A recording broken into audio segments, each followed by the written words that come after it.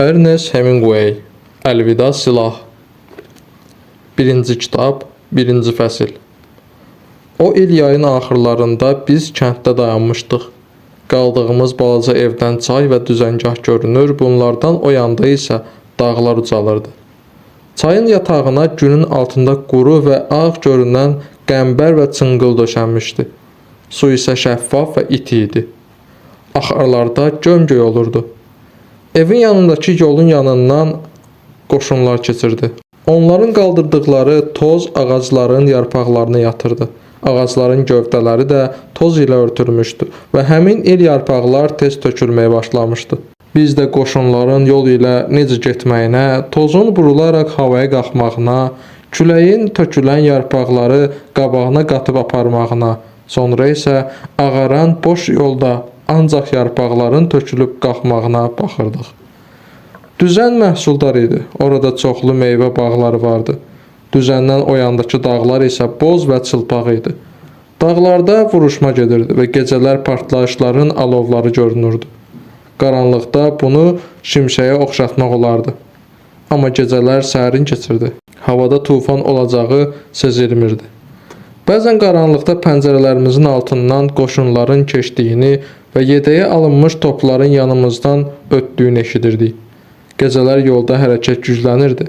Yəhərlərinin hər iki tərəfinə döyüş sursatı ilə dolu yeşiklər yüklənmiş çoxlu qatır gedirdi. Əsgərlərin əyləşdiyi boz yük maşınları ötüb keçirdi. Yük vurularaq üstünə brezent çəkilmiş və çox da sürətli olmayan maşınlar irəliləyirdi. Gündüzlər də yedəyə alınmış ağır toplar keçib gedirdi. Uzun toplar yaşıl budaqlarla örtülü olurdu. Yedəkçi maşınların üstünə sıx yaşıl budaqlar və tənək yığılırdı. Bizim dayandığımız yerdən şimalda vadi var idi. Onun arxasında şabalıd meşəsi başlayırdı. Daha sonra çayın biz tərəfdə olan sahilində bir dağ da ucalırdı. O dağı da almaq istədilər, amma bir şey çıxmadı. Payız düşəndə yağışlar başlarkən şabaludun bütün yarpaqları töküldü. Budaqlar çılpaq qaldı. Ağacların gövdələri yağışdan qaraldı. Meynələr də seyrəldi, çılpaqlaşdı və hər yer su içində, bomboz payıza xas halda ölgün idi. Çayın üstünü duman bürüyürdü, buludlar dağlara doğru sürünürdü. Yük maşınları yolda palçığı ətrafa sıçradırdı. Kirli və su içində olan əsgərlər öz plaşlarına bürünüb gedirdilər. Onların tüfəngləri yaş idi. Kəmərlərindəki iki dəri patron çantası nazik 6,5 mm-lik patron daraqlarından ağırlaşmış boz dəri çantalar. Qabaq tərəfdən plaşın altından elə çıxmışdı ki, elə bil yol ilə gedən əsgərlər 6 aylıq hamilə idilər. Çox iti gedən balaca boz minik maşınları ötüb keçirdi. Adının şoferin yanında zabit əyləşirdi. Arxada da zabitlər oturardılar. Bu maşınlar yük maşınlarından daha çox palçıq sıçradardı. Əgər zabitlərdən birinin boyu lap balaca idisə və arxada iki generalın arasında oturdusa, çox balaca olduğundan üzü görünmürdüsə, ancaq kepisinin təpəsi və ensiz kürəkləri nəzərə çarpırdısa, həm də maşın lap iti gedirdisə, onda bu ehtimal ki, kral idi. O, Udine'də yaşayırdı və demək olar, hər gün bu yol ilə keçirdi. Görsün işlər necə gedir, işlər isə çox pis gedirdi. Qışın girməsi ilə fasiləsiz yağışlar başladı. Yağışların yağması ilə isə vəba başladı. Amma onun yayılmasına imkan vermədilər. Odur ki, bütün dövr ərzində bundan orduda cəmi 7000 adam öldü. İkinci fəsil.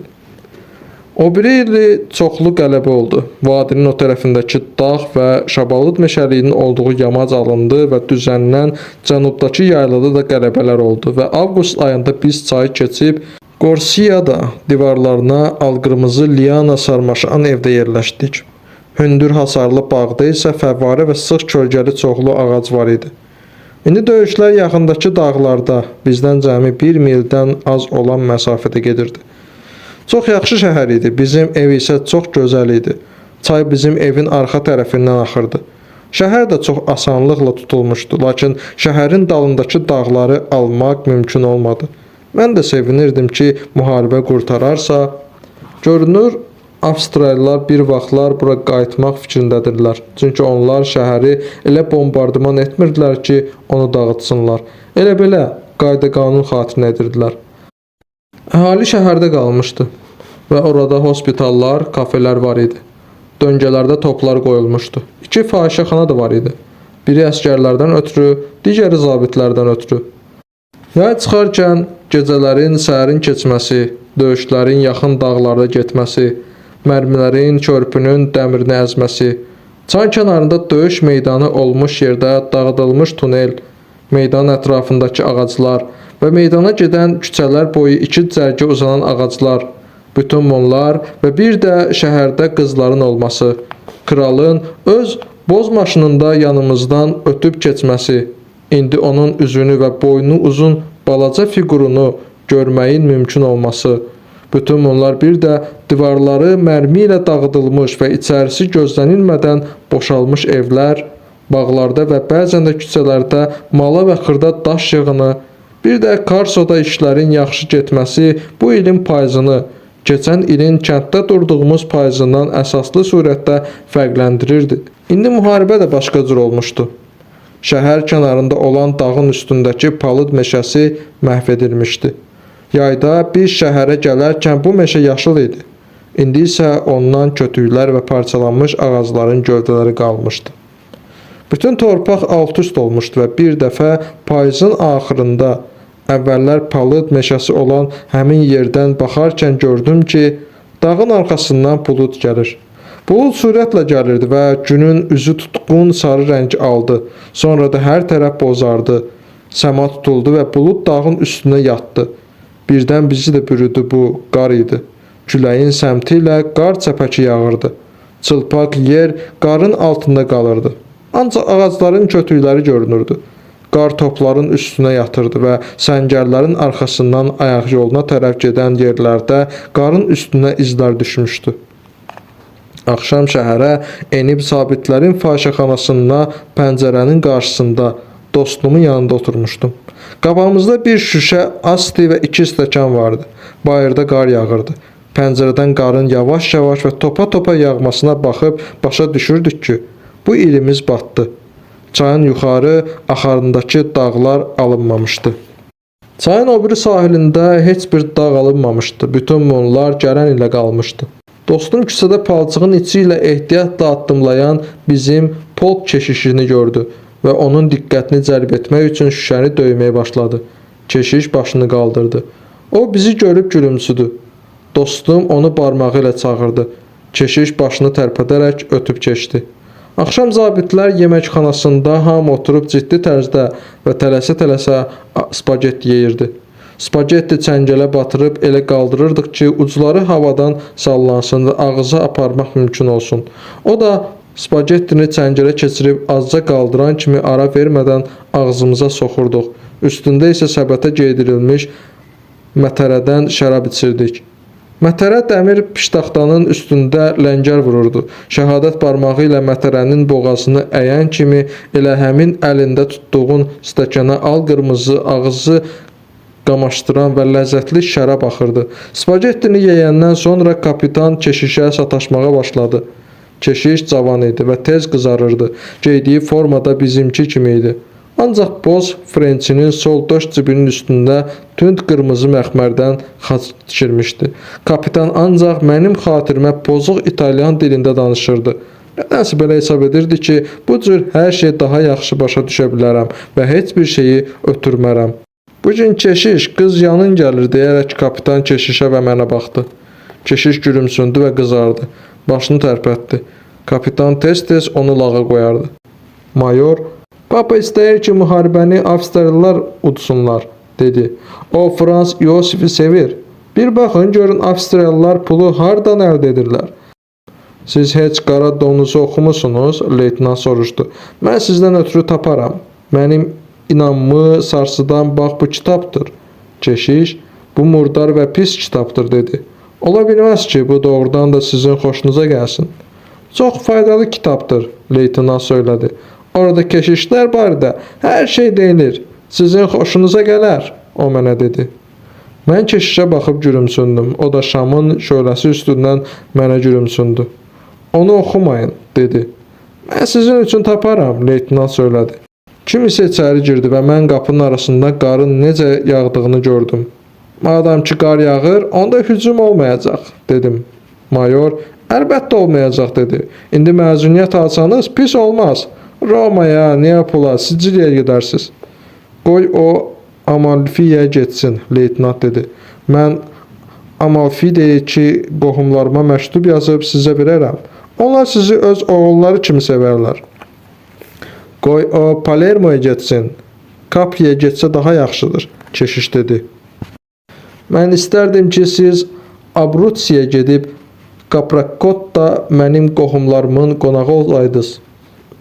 Abruzziyaya getmək ona çox da lazımmış. Orada qar buradakından da çoxdur. Kəndlərə baxıb ləzzət alacaq. Qoy mədəniyyət və sivilizasiya mərkəzlərinə getsin. Elə getsin ki, orada gözəl qızlar var. Mən sizə Neapoldakı adresləri verərəm. Qəşəng cavan qızlar. Hamısı da analarının yanında. Ha ha ha. Kapitan yumruğunu açdı. Baş barmağını qaldırıb qalanlarını Çin kölgələri göstərənlər kimi araladı. Divara onun əlinin kölgəsi düşmüşdü. O yenə pozuq dildə danışmağa başladı. Siz bu cür getdi. O baş barmağını göstərdi. Bu cür isə qayıtdı. O çəçələ barmağını toxundu. Hamı güldü. Baxın, deyə kapitan onlara müraciət etdi. O yenə barmaqlarını araladı. Şamın şöləsi barmaqların kölgəsini yenə divara saldı. O baş barmağından başlayaraq 5 barmağının 5'ini də bir-bir saydı. Sotto tenette, baş barmaq, tenette, şəhadət barmağı, capitano, orta barmaq, maggiore, adsız barmaq və tenette colonelle, çəçələ barmaq. Siz sotto tonette kimi gedirsiniz. Siz tenette colonello kimi qayıdırsınız. Hamı güldü. Kapitanın Çin kölgələri çox müvəffəqiyyətli keçdi. Leytenant, təəssüf ki, sizinlə birlikdə gedə bilmirəm, yoxsa hər şeyi sizə göstərərdim, dedi. Geri dönəndə qramofon gətirin. Yaxşı opera valları gətirin. Caruzono gətirin. Caruzono gətirməyin. O ulayır. Bacarırsınızsa siz də o cür ulayın. O ulayır. Deyirəm sizə ki, ulayır. Mən istərdim ki, siz Abruzziyada olaydınız, keşiş dilləndi. Qalanların hamısı səs-küy salırdı. Orada yaxşı ov etmək olur. Cəmaatımız da yaxşıdır. Qış soyuq keçsə də hava aydın və quru olur. Siz bizim evimizdə yaşaya bilərdiniz. Atam ova çox həvəskardır.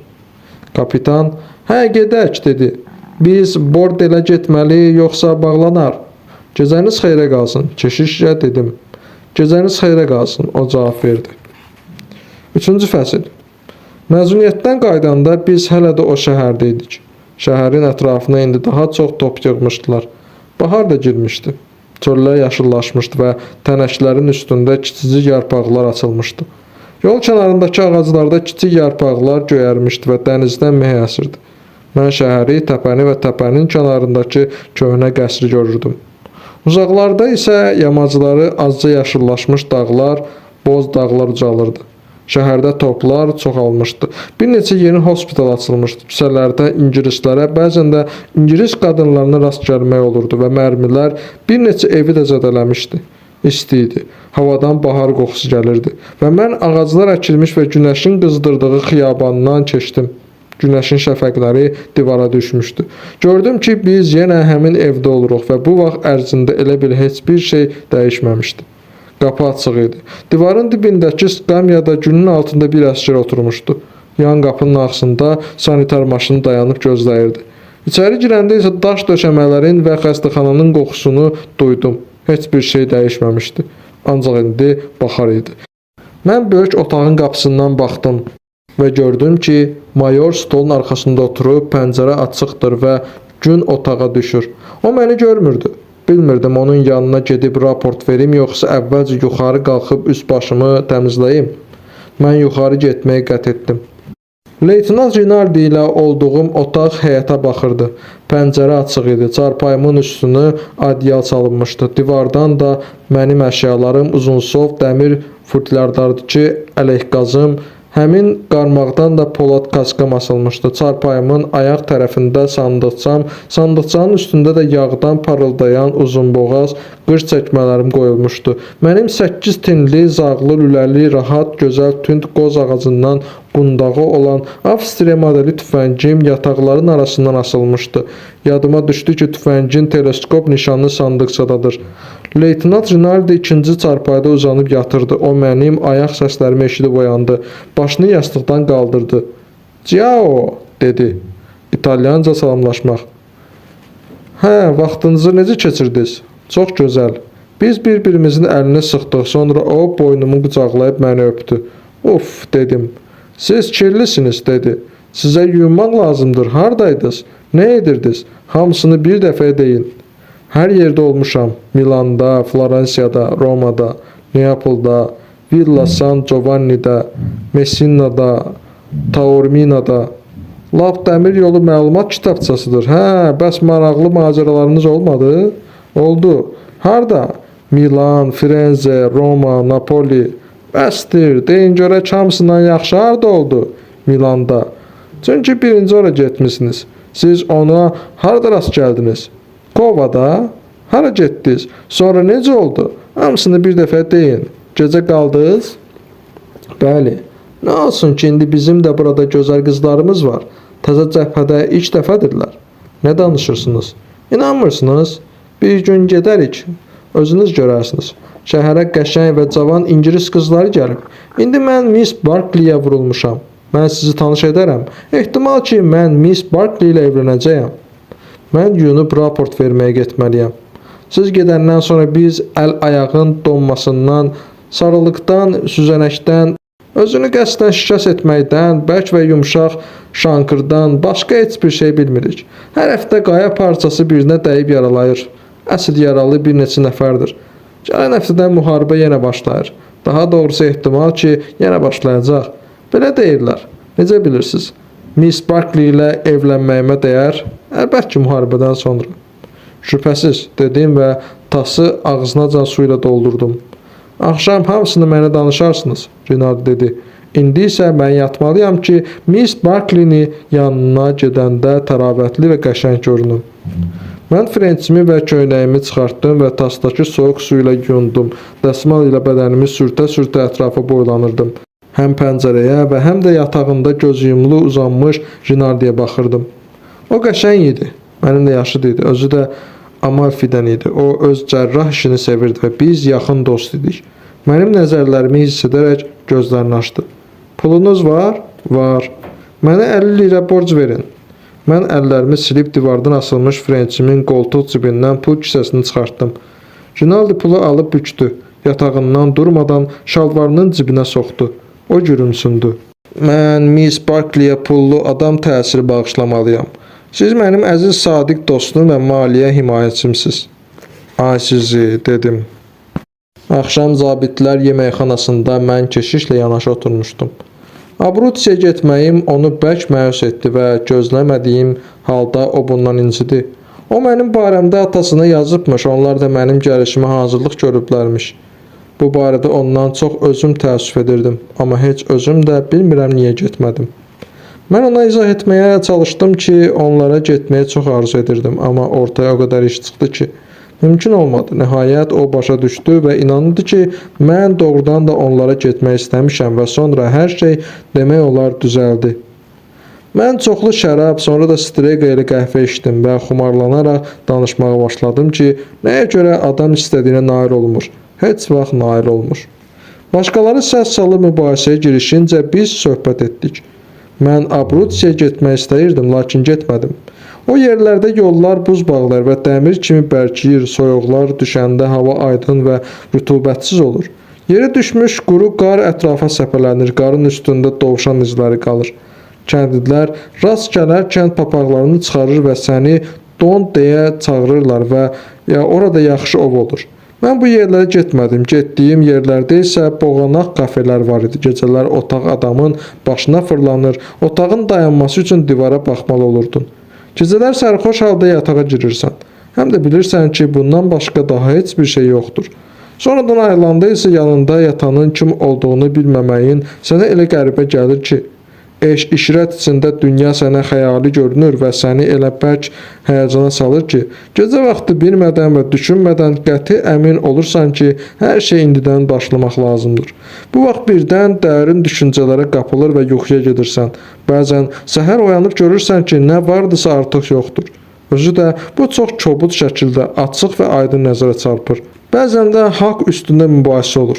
Bəzən hər halda hələ yaxşı keçir, isti olur, uzanıb xumarlanırsan, səhər yeməyi və nahar da olur. Bəzən heç xoş bir şey olmur və tezliklə küçəyə çıxmağına sevinirsən, lakin ertəsi gün yenə də eyni şey təkrar edilir. Və o bir gecədə həmçinin mən çalışırdım ki, gecələr haqqında və həmçinin gündüz ilə gecənin fərqindən danışım. Həm də soyuq və aydın gündüzdən gecənin nə üçün yaxşı olduğunu söyləyim. Lakin indi danışa bilmədiyim kimi mən bunu o vaxtda danışa bilmədim. Əgər siz də belə şeylər görmüsünüzsə, onda başa düşərsiniz. O belə şeylər görməsə də başa düşdü ki, mən doğrudan da Abruçiyə getmək istəmişəm, amma getməmişəm. Bir çox cəhətdən bir-birimizə oxşasaq da və tamam başqa adamlar olsaq da biz dost olaraq qaldıq. O həmişə mənim bilmədiyim şeyləri bilərdi və bildikdən sonra həmişə unutmağa hazır idi. Mən bunu ancaq sonralar başa düşdüm. O vaxtlar isə başa düşmürdüm. Biz hələ də yeməkxanada oturmuşduq.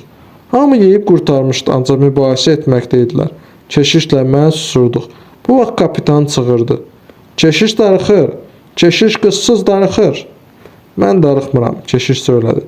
Keşiş darıxır. Keşiş istəyir ki, müharibəni Avstriyalılar utsunlar, kapitan dedi. Qalan adamlar susurdular. Keşiş başını tərpətdi. Yox, dedi. Keşiş istəmir ki, biz hücuma keçək. Doğrudanmı siz istəmirsiniz ki, biz hücuma keçək? Yox, madam ki, müharibə gedir, məncə biz hücuma keçməliyik. Hücuma keçməliyik, hücuma keçməliyik. Keşiş başı ilə təsdiq etdi. Əl çəkin ondan, mayor dilləndi. O yaxşı oğlandır. Hər halda o burada heç bir şey edə bilməz, kapitan cavab verdi. Biz hamımız qalxıb stolun arxasından çıxdıq. 4-cü fəsil. Səhər məni qonşu bağdakı bateriya səsi oyatdı və gördüm ki, pəncərəyə gün düşüb yatağımdan qalxdım. Pəncərəyə yanaşıb bayıra boylandım. Cığırlardakı çınqıllar yaşaydı və otlar şehdən islanmışdı. Batareya 2 yaylım atəş açdı və hər dəfə partlayış olurmuş kimi hava titrədi. Bunun təsirindən pəncərə şüşələri cingildədi. Mənim də pijamamın ətəkləri geriləndi. Toplar görünmürdü. Mərmilər isə ehtimal ki, lap başımızın üstündən ötüb keçirdi. Batareyanın lap yaxınında olması pis təsir bağışlayırdı, lakin özümüzə təskinlik verirdik ki, bu toplar ən ağır toplar deyil. Pəncərəyə baxanda yola çıxan yük maşınının gürültüsünü eşitdim. Geyinib aşağı düşdüm və mətbəxdə qəhvə içib qaraja getdim. Uzun talvarın altında sıra ilə 10 maşın düzülmüşdü. Bunlar nəhəng kuzovlu, kəsikburun sanitar avtomobilləri idi. Mebel daşıyan furqonlar kimi boz rənglənmişdi. Mexaniklər həyətdə dayanan belə bir maşınla əlləşirdilər. Daha 3 maşın dağlarda sarğı məntəqələrində idi. Bu batareya atəş altında olurmu? Mən mexaniklərin birindən soruşdum. Yox, Signor Tionette. Onun qabağını təpə saxlayır. Cənab leytenant İtalyanca. İşləriniz necədir? Pis deyil. Bu maşın heç bir şeyə yaramır. Qalanları isə sazdır. O işini saxlayıb gülümsündü. Siz məzuniyyətdə idiniz? Bəli. O əlini sviterinə sürtüb dodaqaltı güldü. Vaxtınız yaxşı keçdi? Onun yoldaşları da gülümsəyirdilər. Pis olmadı, dedim. Bu maşına nə olub? Heç bir şey yaramır. Gah orası xarab olur, gah burası. İndi nə olub? Porsche halqalarını dəyişmək lazımdır. Motor açıldığından və hissələr ayaq yerinə yığıldığından maşın soyulmuş və korlanmış kimi görünürdü. Mən onları maşının yanında qoydum, talvarın altına keçib bütün maşınları bir-bir nəzərdən keçirtdim. Maşınlar nisbətən təmiz idi, bəziləri lap təzəcə yuyulmuşdu. O biriləri isə azca tozlu idi. Mən şinləri diqqətlə nəzərdən keçirib, daşa dəyərək kəsilən və cızılan yerləri axtardım. Elə bil ki, hər şey öz qaydasında idi. Mənim burada olub-olmadığımdan və hər şeyə özümün nəzarət edib-etməməyimdən görünür, heç bir şey dəyişməmişdi. Mən elə təsəvvür edirdim ki, maşınların vəziyyəti bu və ya digər hissələrin gətirilməsi imkanı xəstə və yaralıların dağlardakı sarğı məntəqələrindən fasiləsiz daşınması, onların bölgü məntəqələrinə gətirilməsi, sonra da sənədlərdə göstərildiyi kimi hospitallarda yerləşdirilməsi xeyli dərəcədə məndən asılıdır. Amma görünür, mənim burada olub olmamağımın əhəmiyyəti yox imiş. Hissələr tapmaqda bir çətinliyiniz olub? Mən baş mexanikdən soruşdum. Xeyr, yanacaq anbarı indi hardadır? Elə həmin yerdə. Çox gözəl. Dedim, evə qayıdıb zabitlərin yeməkxanasında bir fincanla qəhvə içdim. Qəhvə açıq boz rəngdə idi. Qatılaşmış süd töküldüyündən şirindi. Gözəl bir yaz səhəri idi. Adamın burnundan quruluq hiss olunurdu. Bu da günün isti keçəcəyini bildirirdi. Həmin gün mən dağlardakı postları gəzdim və şəhərə axşama yaxın qayıtdım. Görünür, mənim burada olmadığım müddətdə işlər düzəlmişdi. Eşitdim ki, tezliklə hücumun başlanacağı gözlənilir. Bizim xidmət göstərdiyimiz diviziya çayın yuxarılarında hücuma keçməli idi. Və mayor mənə dedi ki, hücum zamanı postlara diqqət yetirin. Hücum edən hissələr dərədən yuxarıda çayı keçməli və dağın yamacı boyu səpələnməli idilər. Maşınlar üçün postları mümkün olduqca çaya yaxın yerdə seçmək və onları dal-dala saxlamaq lazım idi. Maşınlar üçün yeri əlbəttə piyada qoşun təyin etməli idi. Amma elə bilirdilər ki, planı biz işləyib hazırlayırıq. Bu sizdə hərbi fəaliyyət illüziyası yaradan amillərdən biri idi. Mən bütün toz və çirk içində idim və yuyunmaq üçün öz otağıma keçdim. Rinaldi əlində Hugo'nun İngilis qrammatikası kitabını tutaraq çarpayıda oturmuşdu. O tam formada idi, ayaqlarına qara başmaq geymiş, saçları parıldayırdı. O məni görərkən, çox gözəl, dedi. Mənimlə Miss Barkley-yə qonaq gedəcəyik. Yox, siz gedəcəksiniz, çünki mən sizdən xahiş edirəm. Özü də elə edin ki, onun xoşuna gələsiniz. Yaxşı, amma qoyun özümü bir qaydaya salım. Yuyunun və elə bu cürdə gedin. Mən yuyundum, saçlarımı daradım, biz getməyə hazırlaşdıq. Rinaldi, dayanın, dedi. İçsək pis olmaz. O öz sandıqçasını açıb dulqanı çıxartdı. Ancaq streyk olmasın, dedim. Yox, qrappadır. Yaxşı. O 2 stəkan tökdü. Biz şəhadət barmağımızı ayıraraq stəkanlarımızı bir-birinə vurduq. Qrappa çox tünd idi. Adama birini də, yaxşı, dedim. Biz qrappadan 2-ci stəkan da içdik. Rinaldi butulkanı götürdü və biz aşağı düşdük. Şəhərdə gedərkən isti idi, ancaq gün əyildiyindən hava adama xoş gəlirdi. İngilis hospitalı hansı bir almanınsa müharibədən əvvəl tikdirdiyi böyük villada yerləşirdi. Miss Barkley bağda idi. Onunla başqa bir şəfqət bacısı da var idi. Biz ağacların arxasından onların ağ formalarını gördük və birbaş onların yanına getdik. Rinaldi hərbi qaydada salam verdi. Mən də salam verdim, ancaq biraz təmkinlə. Salam Barkley, dedi. Siz gərək İtalyan deyilsiniz? Xeyr. Rinaldi o biri şəfqət bacısı ilə danışırdı. Onlar gülüşürdülər.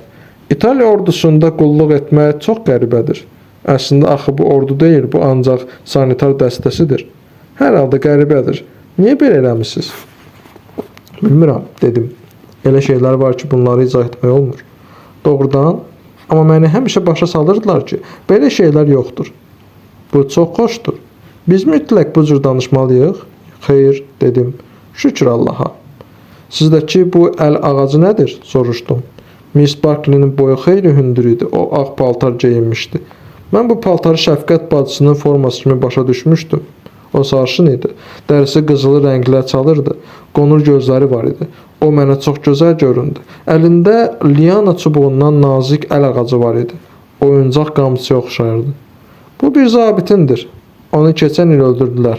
Bağışlayın. O çox yaxşı oğlan idi. Mən ona ərə getməli idim. Onu sonmada öldürdülər. Ora əsl sallaxana idi. Siz də oradaydınız? Xeyr. Mənə danışıblar, qız dedi. Burada müharibə heç də o cür deyil. Bu balaca əl ağacını da mənə göndərdilər. Onun anası göndərdi. Bunu onun başqa şeyləri ilə birlikdə qaytarmışdılar. Siz çoxmu nişanlı qaldınız? 8 il. Biz bir yerdə böyümüşük. Bəs nə üçün qabaqca ona ərə getmədiniz? Özüm də bilmirəm, qız dedi. Çox ağılsızlıq elədim. Mən bunu heç olmasa onun xatirinə edə bilərdim. Fəqət elə bilirdim ki, bu cür onun üçün daha pis olar. Başa düşürəm. Siz heç sevmisiniz? Yox, dedim. Biz skamyada əyləşdik və mən ona baxdım. Sizin gözəl saçlarınız var, dedim. Xoşunuza gəlirmi? Çox. O öləndə mən bunları kəsmək istədim. Nə danışırsınız? İstəyirdim ki, ondan ötürü heç olmasa bir şey edim. Mən belə şeylərə əhəmiyyət vermirdim. O nə istəsəydi edə bilərdi. O nə istəsəydi ona nar ola bilərdi. Amma əgər başa düşsəydim, mən ona ərə gedərdim. Ya da elə belə. İndi mən bunların hamısını başa düşürəm. Lakin o vaxt o müharibəyə getməyə hazırlaşırdı. Mən isə heç bir şey başa düşmürdüm. Mən susurdum. Mən o vaxt ümumiyyətlə heç bir şey başa düşmürdüm. Mən elə bilirdim ki, bu cür onun üçün daha pis olar. Mən elə bilirdim ki, bəlkə o bunu tab gətirmədi. Sonra isə onu öldürdülər. İndi hər şey bitdi. Kim bilir? Bəli, o dedi. İndi hər şey bitib. Biz o biri şəfqət bacısı ilə söhbət edən Rinaldiyə nəzər saldıq. Onun adı nədir? Ferguson. Sizin dostunuz gərək ki, həkimdir? Bəli, o çox yaxşı həkimdir. Çox yaxşı. Cəbhə yaxınlığında yaxşı həkimə az rast gəlmək olur. Axı bura lap cəbhəyani xəttir, elə deyilmi? Əlbəttə. Axmaq cəbhədir, qız dedi. Amma bura çox qəşəng yerdir. Nə deyirlər? Hücum olacaq? Bəli. Onda bizim də işimiz olacaq. İndi heç bir iş yoxdur. Siz çoxdanmı şəfqət bacısı işləyirsiniz? 15-ci ilin axırından o gedən kimi mən də getdim. Yadımdadır, başıma belə bir axmaq fikir gəlmişdi ki, o mənim işlədiyim hospitala düşəcək. Qılınc zərbəsindən yaralanmış, başı sarınmış ya da çiynindən yaralanmış halda. Nəysə, romantik bir şey. Bura ən romantik cəbhədir, dedim. Bəli, qız dedi. Adamlar təsəvvür edə bilmirlər ki, Fransada müharibə nə deməkdir? Əgər onlar təsəvvür etsəydilər, bu cür davam edə bilməzdi. O qılınc zərbəsindən yaralanmadı. O tikə-tikə oldu. Mən susurdum. Siz elə bilirsiniz ki, bu həmişə davam edəcək? Yox, bəs nə olacaq? Bir yerdə üzüləcək. Biz üzüləcəyik. Biz Fransada üzüləcəyik. Sonmadakı kimi işlər törədəndən sonra üzülməmək olmaz. Burada üzülməz, dedim. Elə güman edirsiniz? Bəli, keçən yayda hər şey yaxşı gedirdi. Üzülə bilər, qız dedi. Hər yerdə üzülə bilər. Almanlarda da. Qız, yox, dedi. Güman etmirəm. Biz Rinaldi və Miss Fergusona yaxınlaşdıq. Siz İtaliyanı sevirsiniz? Rinaldi ingiliscə Miss Fergusondan soruşdu. Bura pis deyil. Başa düşmürəm. Rinaldi başını yırğaladı. Abbastanza bene. Yəni pis deyil. Tərcümə etdim. O başını tərpətdi. Yaxşı deyil. Siz İngiltərəni sevirsiniz? Çox yox, bilirsinizmi? Mən Şotlandiyalıyam. Rinaldi sual edici nəzərlərlə mənə baxdı. O Şotland qızıdır. Buna görə də İngiltərədən çox Şotlandiyanı sevir. Mən İtalyanca cavab verdim. Axı Şotlandiya da İngiltərədir. Mən onun sözlərini Miss Fergusona tərcümə etdim. Pasenkore. Hələ yox. Miss Ferguson cavab verdi. Hələ yox. Heç vaxt olmayacaq. Biz ingilisləri sevmirik. İngilisləri sevmirsiniz? Miss Barkley'ni sevmirsiniz? Axı bu tamam başqa şeydir. Bu cür hərfi mənada başa düşmək olmaz. Biraz sonra biz vidalaşıb getdik. Evə gedərkən yolda Rinaldi dedi. Miss Barkley'ni məndən çox sizdən xoşu gəldi. Bugün kimi aydındır, amma o Şotland qızı da qəşəngdir. Çox, dedim. Mən o qıza fikir verməmişdim. O sizin xoşunuza gəlir? Yox, Rinaldi dedi. 5-ci fəsil. Ertəsi gün mən yenə Miss Barkley'nin yanına getdim. O bağda değildi. Buna görə də mən villanın yan qapısına tərəf döndüm. Sanitar maşınları da ora gəlirdi. İçəri girib hospitalın baş şəfqət bacısını gördüm. O mənə dedi ki, Barkley növbətçidir. Bilirsinizmi, müharibədir. Dedim ki, bilirəm. Siz İtalyan ordusunda qulluq edən həmin Amerikalısınız? Soruşdu. Bəli, mem. Axı bu necə olub? Niyə bəs siz bizə gəlmədiniz? Özüm də bilmirəm, dedim. Bəs indi sizin yanınıza keçmək olar? Qorxuram ki, indi mümkün olmasın. Deyin, niyə İtalyan ordusuna getmişsiniz? Mən İtaliyada yaşamışam, dedim. Özü də İtalyanca danışaram. O, qız dedi. Mən İtalyancanı öyrənirəm. Çox gözəldirlər. Deyirlər ki, onu 2 həftə öyrənmək olar. Xeyr, mən 2 həftə öyrənə bilmərəm. Mən artıq neçə aydır ki, məşğul oluram. Əgər onu görmək istəyirsinizsə, saat 7-dən sonra gələ bilərsiniz. O vaxta qədər növbədən çıxar. Ancaq rast gəldiyiniz hər İtalyanı özünüzlə gətirməyin. dillərinin gözəl olmasına baxmayaraq, bəli, hətta gözəl mundirlərinə də baxmadan, xudahafiz dedim. Arrivederci tenente, xudahafiz leytenant. Arrivederla, hərbi salam verib çıxdım. İtaliyada əcnəbilərə hərbi salam verildiyi kimi salam verərkən özünü itirməmək mümkün deyil. Görünür, İtalyan adəti ilə salam vermək eksport üçün nəzərdə tutulmayıb. Misli bir gün idi. Səhər mən çayın yuxarılarına, Plava tərəfdəki körpü qabağı istehkamlara getmişdim. Oradan hücum başlamalı idi. Keçən il o sahil ilə hərəkət etmək mümkün deyildi. Çünki dağ keçidindən ponton körpüsünə gedən yeganə yol demək olar ki, 1 mil məsafədə pulemyot və top atəşi altına düşürdü. Bundan başqa bu yol hücumdan ötürü lazım olan bütün nəqliyyatın hərəkəti üçün kifayət qədər geniş deyildi və buna görə də Avstraliyalılar orada əsl qırğın törədə bilərdilər. Lakin İtalyanlar çayı keçib sahil boyu hər iki tərəfə doğru irəliləmişdilər. İndi də çayın Avstriya sahilində 1 mil yarım sahəni əllərində saxlayırdılar. Bu onlara təhlükə doğuracaq üstünlük verirdi. Odur ki, Avstraliyalılar onlara orada möhkəmlənməyə imkan verməməli idilər. Mən elə güman edirəm ki, bu məsələdə hər iki tərəfin dözümlülüyü özünü biruzə verirdi. Çünki çayın aşağılarındakı o biri körpü qabağı istehkam hələ də Avstraliyalıların əlində idi. Avstraliyalıların səngərləri aşağıda dağın yamacında İtalyanların mövqelərindən cəmi bir neçə yard aralıdaydı. Əvvəllər sahildə şəhərcik var idi, lakin onun tozunu göyə sovurmuşlar. Biraz o tərəfdə dəmir yolu stansiyasının xarabalıqları və dağıdılmış körpü vardı ki, onu düzəldib istifadə etmək mümkün deyildi. Çünki o hər tərəfdən görünürdü. Mən ensiz yol ilə aşağı çaya tərəf getdim. Maşını təpənin altındakı sarğı məntəqəsində qoyub, qarşısını dağın kəsdiyi ponton körpüsünü keçdim və dağılmış şəhərciyin yerindəki və yamacın ətəyindəki səngərləri dövrə vurdum. Hamı blindajlarda idi. Mən üst-üstə qalanıb hazırlanmış fişəngləri gördüm. Bunlardan artilleriyanın kömək üçün atəş açmağı səsləməkdən və rabitə qırılarkən siqnaldan ötürü istifadə etdirdilər. Ətraf sakit və isti palçıq idi. Mən məftil maneələrin ardından Avstriyalıların mövqələrinə baxdım. Heç kəs görünmürdü. Mən blindajlardan birində tanış kapitanla birlikdə biraz içdim və körpü ilə geri döndüm. Dağdan aşaraq ziqzaq ilə körpüyə enən yeni geniş yol çəkilib qurtarmaqda idi. Bu yol çəkilib qurtaran kimi hücum başlanmalıydı. Yol sərt dönərək meşədən keçirdi. Plan belə idi. Hər şeyi yeni yol ilə gətirməli, boş yük maşınları və arabalar, yaralıları daşıyan sanitar maşınları və geriyə dönən bütün nəqliyyat isə köhnə ensiz yol ilə hərəkət etməli idi. Sarğı məntəqəsi Avstriya sahilindəki təpənin altında idi və yaralılar ponton körpüsü vasitəsilə xərəklə daşınmalı idi. Bu qaydanı hücum başlanandan sonra da saxlamaq nəzərdə tutulmuşdu.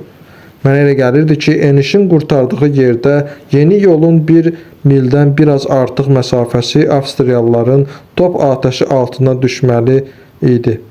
İş pis ola bilərdi, lakin mən elə bir yer tapdım ki, axırıncı təhlükəli məsafəni vurub keçəndən sonra və yaralıları ponton körpüdən keçirib gətirənə kimi maşınları orada gizlətmək mümkün olsun. Mən maşınla yeni yoldan getmək istəyirdim, amma yol hələ hazır deyildi. Yol geniş idi, hər işə yaxşı yarayırdı. Yolun döngələri dağın meşəli yamacındakı qabağı açıq olan yerlərdə çox mənzərəli görünürdü. Güclü tormozları olan maşınlar üçün eniş çətin olmayacaq. Hər halda bu maşınlar aşağı boş gedəcəkdi. Mən ensiz yol ilə geriyə döndüm. Karabiner maşını saxladı. İrəlidə yolda mərmi partladı. Biz orada dayandığımız zaman daha 3 mərmi partladı. Bunlar 77 millimetrlik mərmilər idi. Mərmilər havada olarkən bunların vıyıltısı, sonra bərk qısa partlayış eşidildi. Alov göründü və boz tüstü yolu bürüdü. Karabinerlər bizə işarə verdilər ki, yolumuza davam edək. Maşın partlayış olan yerlərə yaxınlaşarkən kiçik çuxurların yanından dolanıb gilin, daşın və təzəcə parçalanmış çaxmaq daşının iyini duydum. Mən Qorisiyaya villamıza qayıtdım və dediyim kimi hələ növbədə olan Mrs. Barkley'nin yanına getdim. Günorta yeməyini çox tez yedim və o saatda yenidən İngilis hospitalının yerləşdiyi villaya getdim. Villa çox böyük və qəşəng idi və evin qarşısında gözəl ağaclar ucalırdı. Mrs. Barkley bağdakı skamyada oturmuşdu. Miss Ferguson da onunla idi. Elə bir gəlişimdən sevindilər. Biraz sonra Miss Ferguson üzr istəyib qalxdı. Sizi ikilikdə qoyuram dedi. Siz mənsiz də çox yaxşı keçinirsiniz. Miss Barkley, eləyin, getməyin dedi. Yox, mən gedirəm. Mən məktub yazmalıyam. Gecəniz xeyrə qalsın dedim. Gecəniz xeyrə qalsın, Mr. Henry. Elə şey yazmayın ki, senzor təftiş eləsin. Narahat olmayın. Mən ancaq necə gözəl yerdə yaşadığımızdan və bütün İtalyanların necə igid olduqlarından yazıram. Bu qaydada davam edin. Onda orden alarsınız. Çox şad olaram. Gecəniz xeyrə qalsın, Catherine. Miss Berkeley, birazdan sizə baş çəkəcəyəm, dedi. Miss Ferguson qaranlıqda gözdən itdi. Yaxşı qızdır, dedim. Əlbəttə, çox yaxşı qızdır. O, şəfqət bacısıdır.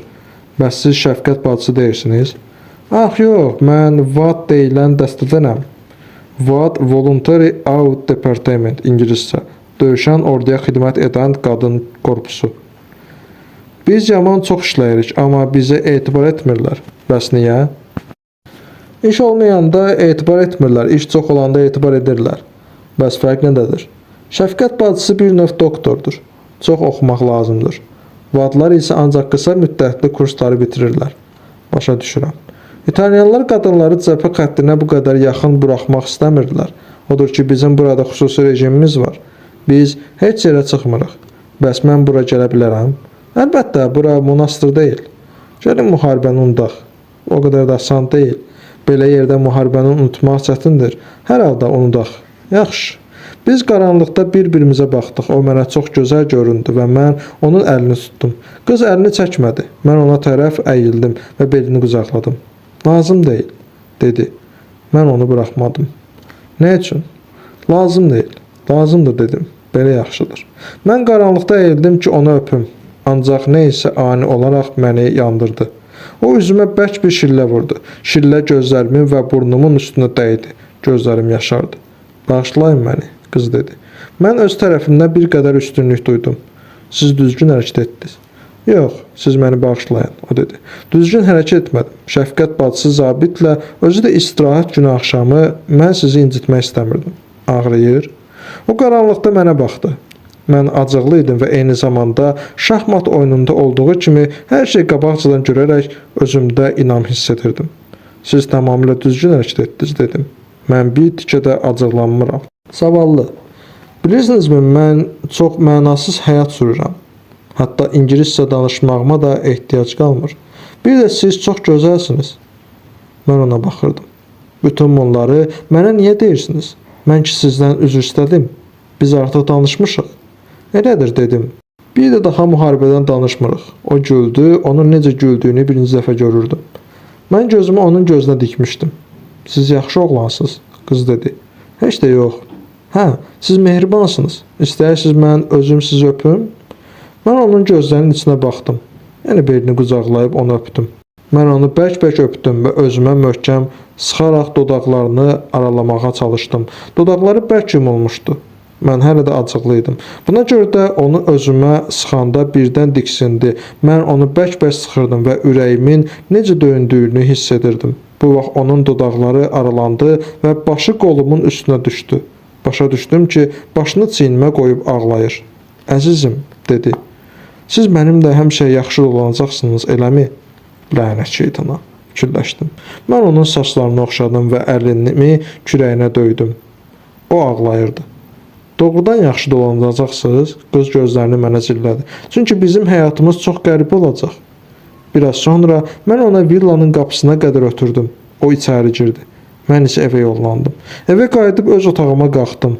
Rinaldi yatağında uzanmışdı. O mənə baxdı. Deməli, Miss Barkley ilə işləriniz düzəlir. Mən onunla dostam. İndi siz ovdakı köpəyə oxşayırsınız. Mən başa düşmədim, nəyə? O başa saldı. Siz özünüz köpəyə oxşayırsınız, dedim. Bəsdir, dedi. Biraz da keçsə, biz bir-birimizə pis şeylər deyərik, o güldü. Gecəniz xeyrə qalsın, dedim. Gecəniz xeyrə qalsın, kefcil oğlan. Mən balışla onun şamını vurub yıxdım və qaranlıqda yerimə uzandım. Rinaldi şamı qaldırıb yandırdı və mütaliəsinə davam etdi. 6-cı fəsil. 2 gün mən postlara baş çəkdim. Evə qayıdanda artıq çox gec idi və Miss Barkley ilə ancaq o biri gün axşam görüşə bildim. O bağda deyildi. Mən buna görə də o aşağı düşənəcən mən hospitalın dəftərxanasında gözləməli oldum. Dəftərxananın yerləşdiyi otağın divarları önündəki rənglənmiş taxta postmentlərin üstündə çoxlu mərmər büstlər qoyulmuşdu. Dəftərxananın qarşısındakı vestibüldə də belə büstlər var idi. Mərmər heykəllər öz ümumi xüsusiyyətlərinə görə elə bil eyni sifətdən götürülmüşdü. Heykəllər həmişə məni kədərləndirir. Tunç heykəl olsa da yenə dərd yarıdır, amma mərmər büstlər mütləq mənə qəbristanlığı xatırladır. Yeri gəlmişkən deyim ki, Pizada gözəl bir qəbristanlıq var. Ən çox pis mərmər büstlər Genuyadadır. Bu villa əvvəllər varlı bir almana məxsus imiş və görünür bu büstlər ona çox ucuz başa gəlməyib. Maraqlıdır, görəsən bu əsərlər kimindir və bunlara nə qədər pul verilib? Mən bunların ata-babalara və başqalarına aid olduğunu müəyyən etməyə çalışdım. Lakin onların hamısının yeknəsək klassik görkəmi vardı. Onlara baxarkən bir şey anlamaq mümkün değildi. Mən kepimi əlimdə tutub stulda oturmuşdum. Biz hətta Qorisiyada da polad kaska geyməli idik. Amma bu kaskalar narahat idi və hələ mülki əhalisi köçürülməmiş şəhərdə saxta və pis təsir bağışlayırdı. Mən postlara gedərkən öz kaskamı geyindirdim və bundan əlavə yanımda İngilis əleyhqazı, o vaxtlar adlandırıldığı kimi qaz əleyhinə maska olurdu. Biz bunları təzəcə almağa başlamışıq. Bunlar doğrudan da maskaya oxşayırdı. Biz hamımız yanımızda avtomat tapancalar gəzdirməli idik. Bu hətta sanitar hissələrin həkimlərinə və zabitlərinə də aid idi. Mən stolun söykənəcəyinə yaslanarkən tapancamı hiss edirdim. Kimi tapancasız görsəydilər, onu həbs edirdilər. Rinaldi tapanca əvəzinə koburu tualet kağızı ilə doldururdu. Mən aldatmadan tapancamı özümlə gəzdirirdim və nə qədər ki tapanca atmırdım, özümü silahlı hiss edirdim. Bu Astra sistemli 7.65 kalibrli və qısa lüləli tapanca idi. Tətiyini çəkərkən elə atılırdı ki, hədəfi vurmaq qətiyyən mümkün olmurdu. Atmağı öyrənərkən hədəfdən aşağı nişan alırdım və yönləmsiz lülənin titrəməməsinə çalışırdım. Nəhayət 20 addımdan nişan alarkən nəzərdə tutulmuş hədəfdən 1 yarddan arası olmayan nöqtəni vurmağı öyrənəndə birdən mənə aydın oldu ki, tapanca gəzdirmək mənasızdır. Buna görə çox çəkmədən tapancanı unutdum. Tapanca da arxadan kəmərimdən asılı qalaraq tərpənir və məndə heç bir hissi oyatmırdı. Ancaq ingilisləri və amerikanları görərkən azacıq xəcalət çəkirdim. İndi mən stulda oturmuşdum. Növbətçi dəftərxanaçı da öz stolunda arxasında acıqla mənə nəzər salırdı. Mən isə Miss Barkley-ni gözləyərək mərmər döşəməyə, mərmər büstlü postmentlərə və divardakı freskalara baxırdım. Freskalar pis değildi. Üstündəki rənglər çatlayıb tökülməyə başlayanda freskalar həmişə yaxşı olur. Mən gördüm ki, Catherine Barkley vestibülə girdi. Ayağa durdum. O mənə tərəf gələndə boyu hündür görünmürdü, lakin o çox qəşəng idi. "Axşamınız xeyir, Mr. Henry," dedi. "Axşamınız xeyir," dedim. Stol arxasındakı dəftərxanaçı bizə qulaq asırdı. "Burada oturaq yoxsa bağa çıxaq?" "Gəlin çıxaq. Bağ daha sərindir." Mən onun arxasınca qapıya tərəf getdim. Dəftərxanaçı ardımızca baxırdı. Biz çınqıl tökülmüş cığırla gedəndə o dedi: "Siz haradaydınız?" "Postlara getmişdim." "Heç olmasa kağız yazıb mənə xəbər verə bilməzdiniz?" "Xeyr," dedim. "Olmadı. Güman etdim ki, həmin gün qayıdacağam." "Əzizim, hər halda mənə xəbər vermək lazım idi." Biz xiyabandan dönüb ağacların altındakı cığırla getdik. Mən onun əlindən tutdum, sonra dayanıb onu öpdüm. "Biz bir yerə gedə bilmərikmi?" "Xeyr," qız dedi. "Ancaq burada gəzə bilərik." "Çoxdandır ki, yoxsuz." "3-cü gündür, amma daha qayıtmışam." O mənə baxdı. "Deməli, siz məni sevirsiniz?" "Bəli." "Doğrudan? Axı siz dediniz ki, məni sevirsiniz." "Hə, yalandan dedim. Mən sizi sevirəm." "Mən bunu əvvəllər deməmişdim." "Deməli, siz mənə Catherine deyəcəksiniz?" "Catherine." Biz bir qədər getdik və yenə ağacın altında dayandıq. "Deyin, gecə mən Catherine'in yanına qayıtdım." "Gecə mən Catherine'in yanına qayıtdım." "Əzizim, siz axı qayıtmısınız, elə deyilmi?" "Bəli. Mən sizi elə sevirəm ki, həm də bu ayrılıq çox dəhşətlidir. Siz daha getməyəcəksiniz ki? Yox, mən həmişə qayıdacağam. Mən sizi elə sevirəm ki, əlinizi yenə bura qoyun. O həmişə buradadır. Mən onu öpərkən üzünü görüm deyə onu özümə tərəf çevirdim və gördüm ki, gözləri qapanıb. Mən onun qapalı gözlərindən öpdüm. Mən qət etdim ki, görünür azca ağlı çatmır. Amma fərqi nədir? Mən bunu nə ilə qurtaracağını fikirləşmirdim. Bu hər axşam zabitlərin fahişəxanasına getməkdən yaxşı idi. Orada qızlar boynundan sallanırlar. Sənə olan rəğbətini göstərməkdən ötürü digər zabitlər ilə yuxarı qalxanda sənin kepini dalqabaq geyinirlər. Mən bilirəm ki, Catherine Barkley-ni sevmirəm və sevmək fikrində deyiləm. Bu bridge kimi bir oyun idi. İntihası kartları sözlər əvəz edir.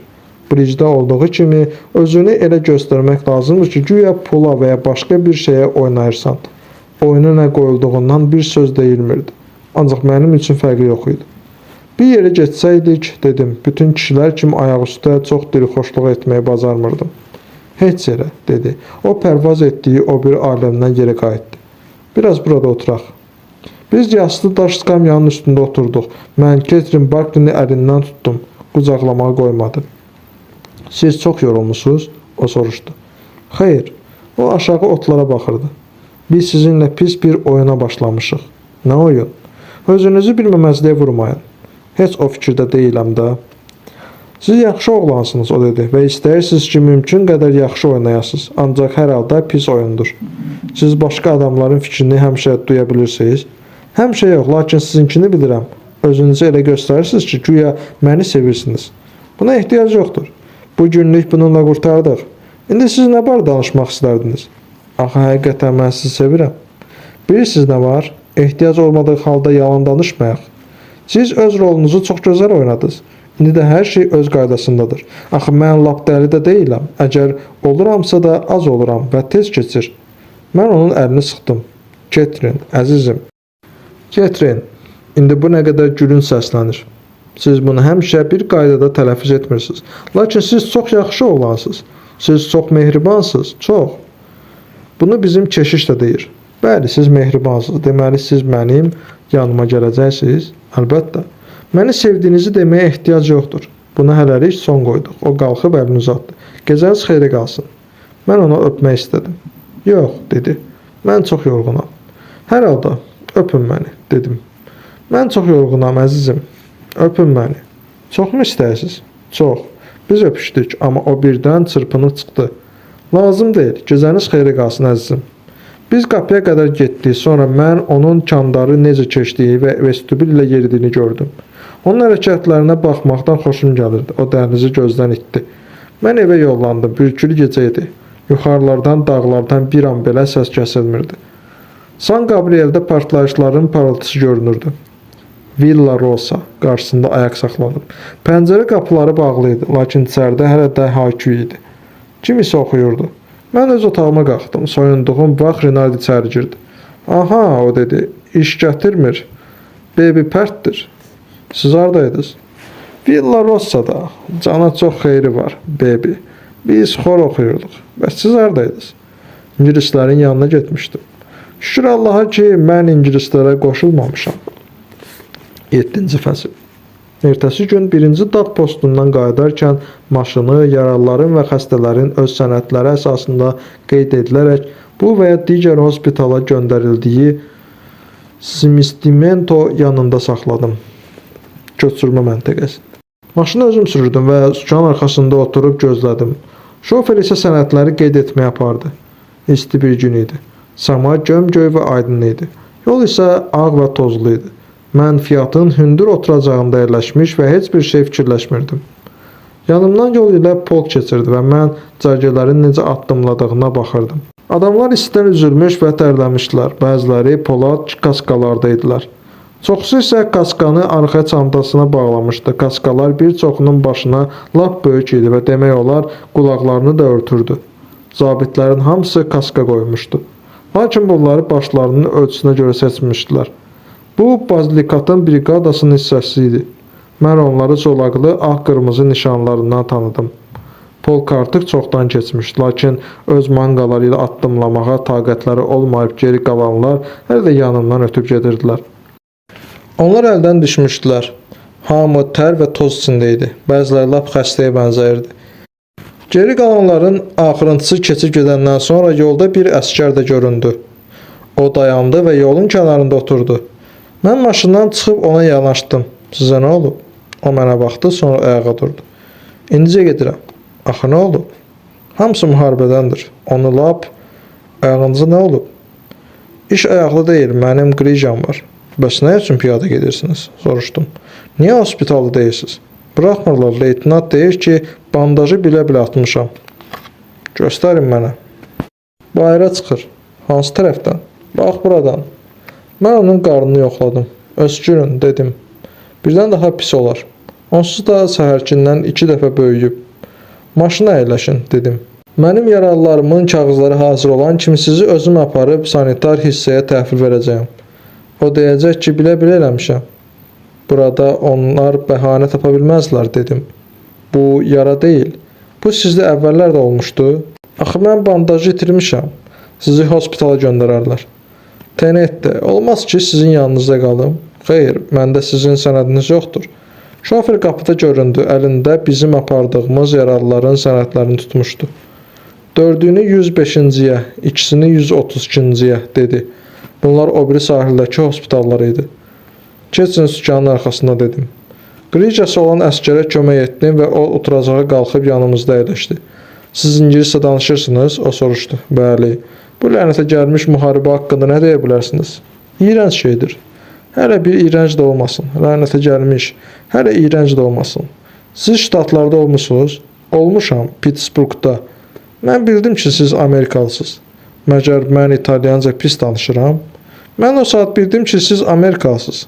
Şofer Grijalı əskərə baxıb İtalyanca dedi. Daha bir Amerikalı. Qulaq asın, leytenant. Siz məni mütləq polka aparırsınız? Bəli. Elə məsələ burasındadır ki, baş həkim Grijan barədə bilir. Mən bandajı tulladım ki, ağrım artsın və yəni ön atəş xəttinə getməli olmayım. Başa düşürəm. Bəlkə siz məni başqa bir yerə aparsınız. Əgər biz cəbhəyə yaxın olsaydıq, mən sizi 1-ci tibb məntəqəsinə təhvil verərdim, lakin burada arxada sənədsiz olmaz. Əgər qayıtsam, məni operasiya edəcəklər. Sonra da həmişə ön atəş xəttində saxlayacaqlar. Mən fikrə getdim. Siz istəyirsiniz ki, həmişə ön xəttdə olasınız? O soruşdu. Yox. Ah, lənətə gəlsin, dedi. Bu müharibə nə murdar şeymiş. Bura baxın, dedim. Maşından çıxın, yerə yıxılın və başınızı elə vurun ki, şiş əmələ gəlsin. Mən isə geri qaydanda sizi götürüb hospitala apararam. Aldo, bir dəqiqəliyə dayanaq. Maşını yolun kənarına çəkib dayandıq. Mən kömək edib onu maşından çıxartdım. Leytenant, siz məni elə burada tapacaqsınız, dedi. Hələlik, dedim. Yolumuza davam etdik. Təxminən 1 mil gedib polku ötüb keçdik. Sonra əriyən qardan bulanıq görünən və körpünün dayaqları arasından iti axan çayı keçdik. Düzəni kəsən yol ilə yaralıları təhvil verəcəyimiz hospitallara çatdıq. Geri qayıdarkən sükan arxasında özüm əyləşmişdim və boz maşını sürətlə Pittsburghda olmuş əskərin gözlədiyi yerə sürdüm. Əvvəlcə biz daha çox üzgün görünən və daha ləng hərəkət edən polkun yanında ötüb keçdik. Sonra da geridə qalanların, sonra biz yolun ortasından sanitar arabasını gördük. 2 sanitar Grijalı əskəri qaldırırdı. Onlar onun ardınca qayıtmışdılar. Məni görəndə başını tərpətdi, kaskası düşmüşdü. Alnı saçlarının altından qana bulaşmışdı. Burnu sıyırılmışdı və qanlı yaranın üstü toza bulaşmışdı. Leytenant, görün necə şişdir, çığırdı. Amma çarə yoxdur, onlar ardımca qayıdıblar. Mən villaya qaydanda saat 5 idi. Duş qəbul etmək üçün mən maşınların yuyulduğu yerə getdim. Sonra mən öz otağımda açıq pəncərənin qabağında əynimdə şalvar və alt köynəyi ilə oturub raport tərtib etdim. Hücum biri günə təyin olunmuşdu və mən öz maşınlarımla Plavaya getməli idim. Çoxdan idi ki, ştatlara məktub yazmırdım və bilirdim ki, yazmaq lazımdır. Amma bunu mən o qədər təxirə saldım ki, indi yazmaq demək olar ki, mümkün deyildi. Yazmağa da bir şey yox idi. Mən Zona di Guerra bir neçə poçt kartoçkası göndərdim. Mətndə mən sağam və salamatam sözlərindən başqa hamısını pozdum. Bu cür daha tez çatar. Bu qəribə və müəmmalı post kartoçkaları Amerikada çox xoşa gələr. Bu zonada müharibə də qəribə və müəmmalı idi, lakin mənə elə gəlirdi ki, Avstriyalılara qarşı aparılan başqa müharibələrə nisbətən Bu müharibə amansız idi və yaxşı düşünülmüşdü. Avstriya ordusu Napoleonun, hər hansı bir Napoleonun qələbəsi xatirinə yaradılmışdı. Yaxşı olardı ki, bizdə də Napoleon olaydı. Lakin bizdə ancaq xoş həyat keçirən kök 2-ci generale Cadorna və nazik uzun boyunlu, keçi saqqallı balaca adam Vittorio Emanuel var idi. Sağ sahildəki orduda Hersoq Aosta var idi. Bəlkə də böyük sərkərdə olmaq üçün o çox gözəldi, ancaq onun əsl kişi görkəmi vardı. Çoxları istərdi ki, kral o olsun. Onun kral görkəmi var idi. O kralın əmisi idi və 3-cü orduya komandanlıq edirdi. Biz 2-ci ordudaydıq. 3-cü orduda bir neçə İngilis bateriyası var idi. Milanda mən həmin bateriyalardan olan 2 İngilis topçusu ilə tanış olmuşdum. Onlar çox gözəl adamlardı və biz bir axşamı onlarla birlikdə yaxşı keçirdik. Onlar hündür boylu və utancaq idilər. Hər şey onları pərt edirdi. Eyni zamanda da çox xoşlarına gəlirdi. İngilis ordusunda qulluq etsəydim daha yaxşı olardı. Hər şey asan başa gələrdi. Ancaq mən yəqin ki, həlak olardım. Lakin sanitar dəstəsində çətin ki, həlak olam. Yox, hətta sanitar dəstəsində də bəzən İngilis sanitar maşınlarının şoferləri də həlak olurdu. Lakin mən bilirdim ki, həlak olmaram. Bu müharibədə yox. Bu müharibənin mənə heç bir dəxli yox idi. Mənə elə gəlir ki, bu müharibə kinoda göstərilən müharibə qədər təhlükəli deyil. Lakin mən ürəkdən arzu edirdim ki, müharibə qurtarsın. Bəlkə bu yay qurtardı. Bəlkə Avstriyalıları əzdilər. Əvvəlki müharibələrdə onları həmişə əziblər. Axı bu müharibədə də nə böyük şey var ki? Hamı deyir ki, fransızların nəfəsi kəsilib. Rinaldi söyləyirdi ki, fransız əskərlər qiyam qaldırmışdılar və qoşunlar Parisə hücuma keçmişlər. Mən ondan soruşdum ki, sonrası nə oldu? O dedi ki, onların qabağını alıblar. Mən heç bir müharibə olmadan Avstriyaya getmək istərdim. Mən istərdim Şvarsvalda olum. Mən istərdim Harsda olum. Doğrudan bu Hars hardadır? Döyüşlər indi Karpat dağlarında gedirdi. Ora getmək istəmirdim. Amma hər halda heç orada pis deyildi. Müharibə olmasaydı, İspaniyaya gedərdim. Gün batmaq üzrə idi. Hava da sərinləşirdi. Şamdan sonra Catherine Barclay'nin yanına gedəcəyəm. İstərdim ki, indi o burada mənim yanımda olaydı. İstərdim ki, biz bir yerdə Milanda olaq. Yaxşı olar ki, Kovada şam edəsən. Sonra da bürkülü gecədə Via Manzoni ilə gəzəsən. Körpünü keçib kanala tərəf dönəsən və Catherine Barclay ilə otelə gedəsən. Bəlkə o gedərdi. Bəlkə o elə təsəvvür edərdi ki, güya mən Sommada öldürülən həmin o zabitəm. Budur, biz baş qapıdan giririk. Qapıçı furaşkasını çıxarır və mən açar almaq üçün mehmanxana xidmətçisinin stolu qabağında dururam. Catherine də liftin yanında gözləyir. Sonra biz liftin kabinesinə giririk və lift də hər mərtəbədə cırıldaya-cırıldaya lap yavaşca qalxır. Sonra da bizim mərtəbəyə çatırıq. Liftdə işləyən oğlan qapını açır. O çıxır, mən də çıxıram. Biz koridor ilə gedirik və açar ilə qapını açıram. İçəri girib telefonun dəstəyini götürürəm. Xahiş edirəm ki, buz dolu balaca gümüş vedrədə bir şüşə Capri Bianca gətirsinlər. Koridordan balaca vedrədə buzun get-gedə yaxında cingilti eşidilir və oğlan qapını döyür. Mən də deyirəm ki, zəhmət olmasa qapının ağzına qoyun. Çünki əynimizdəkilərin hamısını çıxartmışıq. Ondan ötürü ki, çox istidir, pəncərə də açıqdır. Qaranquşlar da evlərin damları üstündən uçuşurlar. Hava lap qaralanda pəncərənin qabağında gəlirsən və görürsən ki, kiçicik yarasalar evlərin üstündən, ağacların təpəsindən uçub keçirlər. Biz də Capri içirik, qapı da bağlıdır. Və elə istidir ki, bir döşəkağı var, bir də uzun gecə. Milanın bürkülü gecəsində bir-birimizi sevirik. Bax, hər şey belə olmalıdır. Mən tez şam edib Catherine Barclay'nin yanına gedəcəyəm. Stol arxasında söhbət çox oldu.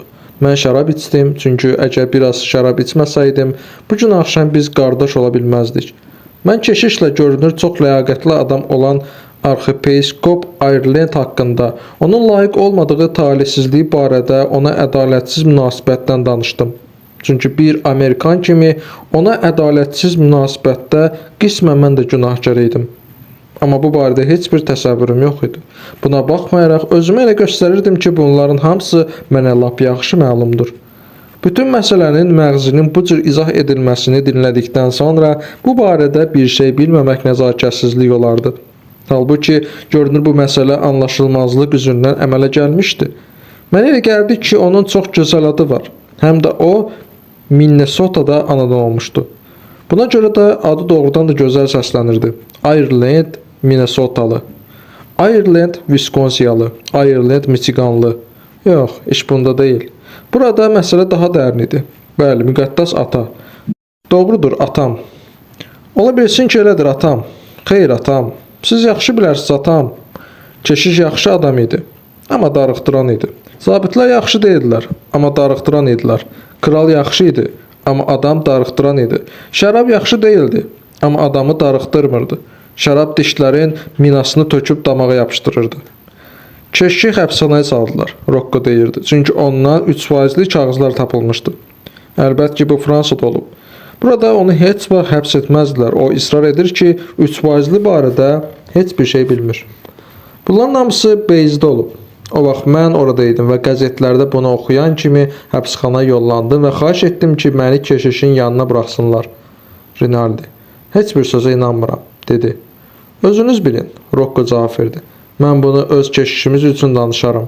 Çox ibrətamiz əhvalatdır. O keşişdir, o bunu qiymətləndirə bilər. Keşiş gülümsündü. Davam edin, dedi. Qulaq asıram. Əlbəttə, kağızların bir hissəsi heç tapılmadı. Amma 3%-lərin hamısı bir də yaxşı yadımda deyil. Hansısa yerli istiqrazlar keşişdən çıxdı. Beləliklə mən həbsxanaya gəldim. Ən maraqlı yeri də elə buradan başlayır. Onun kamerasının qapısında dayanıb sanki tövbə edirdim. Müqəddəs ata, mənə xeyir dua verin. Çünki sizin özünüz günaha batmısınız. Hamı qəhqəhə çəkib güldü. Bəs o nə cavab verdi? Keşiş soruşdu. Rocco ona fikir vermədi və zarafatın mənasını mənə başa salmağa başladı. Başa düşürsünüz bunun düzü nədədir? Əgər bu zarafatın mənasını düz başa düşsən, görünür çox ağıllı zarafatmış. Mənim üçün biraz da şərab tökdülər. Mən də duş altına salınmış İngilis əskəri haqqındakı lətifəni danışdım. Sonra mayor 11 Çexoslovak və Macar kapralı haqqındakı lətifəni söylədi. Mən biraz da şərab içib Penny tapan jokey haqqındakı lətifəni danışdım. Mayor dedi ki, gecələr yata bilməyən Hersoginya barədə məzəli İtalyan lətifəsi var. Bu vaxt keşiş getdi. Mən də Mistral kəndi səhər saat 5-də Marselə gələn Komivojajer haqqındakı lətifəni söylədim. Mayor dedi ki, onun qulağına çatıb ki, mən içə bilirəm. Mən boynumu almadım. O dedi ki, bu düzdür və Baxus buna şahiddir. O özü bunun doğru olub olmadığını yoxlayacaq. Ancaq Baxus yox dedim. Baxus yox. Bəli. Baxus dedi, o mən davamlı olduğumu sübut etmək üçün Bassi Filippo Winchester ilə içməliyəm. Bassi dedi ki, bu haqsızlıqdır, çünki o artıq məndən 2 dəfə çox içib. Mən dedim ki, bu ağ yalandır. İstər Baxus olmasın, istər Filippo Winchester Bassi olsun, istər Bassi Filippo Winchester. Bütün axşamı bir damcı da içməyib. Bir də onun adı nədir? O soruşdu ki, bəs mənim adım nədir? Enrico Federico, ya Federico Enrico. Mən dedim ki, Baxus cəhənnəmə. Kim davamlıdırsa o da qalib gələcək. Bundan sonra mayor bizə qırmızı şərab dolu parçalar verib bizi starta buraxdı. Parçın yarısını içdim. Davam etmək istəmədim. Hara gedəcəyim yadıma düşdü. Bassi qalib gəldi, dedim. O daha davamlıdır. Mən getməliyəm. Rinaldi. Doğrudur, o getməlidir, dedi. Onun görüşü var. Mən bilirəm. Mən getməliyəm. Başqa bir vaxtda, Bassi dedi. Başqa bir vaxtda. O vaxt siz daha qüvvətli olacaqsınız. O əlini çiynimə vurdu. Stolun üstündə şamlar yanırdı. Zabitlərin hamısı çox şən idi. Gecəniz xeyrə qalsın, cənablar, dedim. Rinaldi mənimlə birlikdə çıxdı. Biz həyətdə qapının ağzında dayandıq və o dedi. Yaxşısı budur, ora sərxoş getməyin. Mən sərxoş deyiləm, Rinin. Doğru sözümdür. Heç olmasa qəhvə dənləri çeynəyin. Boş şeydir, baby. Mən indi sizin üçün gətirərəm. Hələlik burada gəzişin. O bir ovuc qovurulmuş qəhvə dənəri gətirdi. Çeynəyin, baby, və Allah sizə yar olsun. Baxus, dedim. Mən sizi ötürərəm. Axı mən yaxşıyam. Biz ikimiz şəhərdə gedirdik. Mən də qəhvə dənələrini çeynəyirdim. İngilislərin villasına gedən xiyabanın girəcəyində Rinaldi mənə xeyirli gecə arzuladı. Gecəniz xeyrə qalsın, dedim. Niyə siz də getməyəsiz? O başını tərpətdi. Yox, dedi. Mən adi zövqləri daha üstün tuturam. Qəhvə dənləri üçün çox sağ olun. Dəyməz, baby, dəyməz. Mən xiyabanla getdim. Sərb ağacları hər tərəfdə düz sıra ilə uzanırdı. Mən dönüb gördüm ki, Rinaldi durub ardımca baxır. Mən ona əl elədim. Mən Catherine Barkley-ni gözləyərək villanın qəbul otağında oturmuşdum. Kim isə vestibülə girdi. Mən qalxdım, ancaq bu Ketrin deyildi. Bu Miss Ferguson idi. O, "Hello" dedi. Ketrin məndən xahiş elədi, sizə deyim ki, o bu gün çox təəssüf sizinlə görüşə bilməyəcək. Heyf, ümid edirəm xəstə deyil. O lap sağlam da deyil. Xahiş edirəm ona deyəsiniz ki, mən çox məyus oldum. Deyərəm, bəlkə mən sabah səhər gəlim. Gəlin, artıq dərəcədə təşəkkür edirəm dedim. Gecəniz xeyrə qalsın. Mən qəbul otağından çıxdım, birdən-birə darıxmağa və özümü narahat hiss etməyə başladım. Mən Ketrin ilə olan görüşümə çox laqeyd baxırdım. Bəlkə içmişdim və az qalmışdı ki, gəlməyi unutdum. Lakin onu görməyəcəyim aydın olanda mən darıxmağa başladım və özümü yalqız hiss etdim. 8-ci fəsil.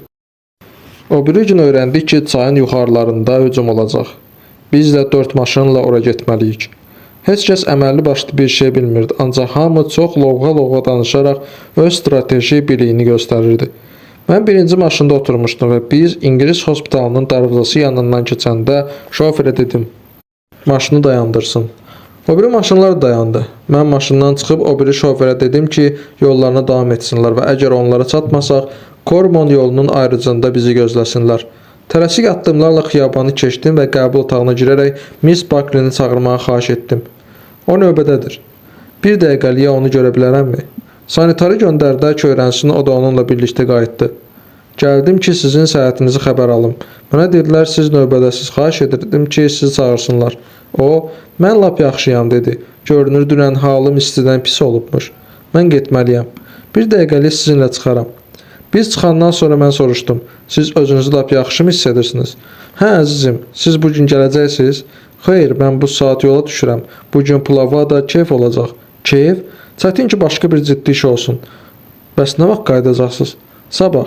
O neysə açıb boynundan çıxartdı və ovucuma qoydu. Bu müqəddəs Antonidir, dedi. Sabah axşam isə gələrsiz.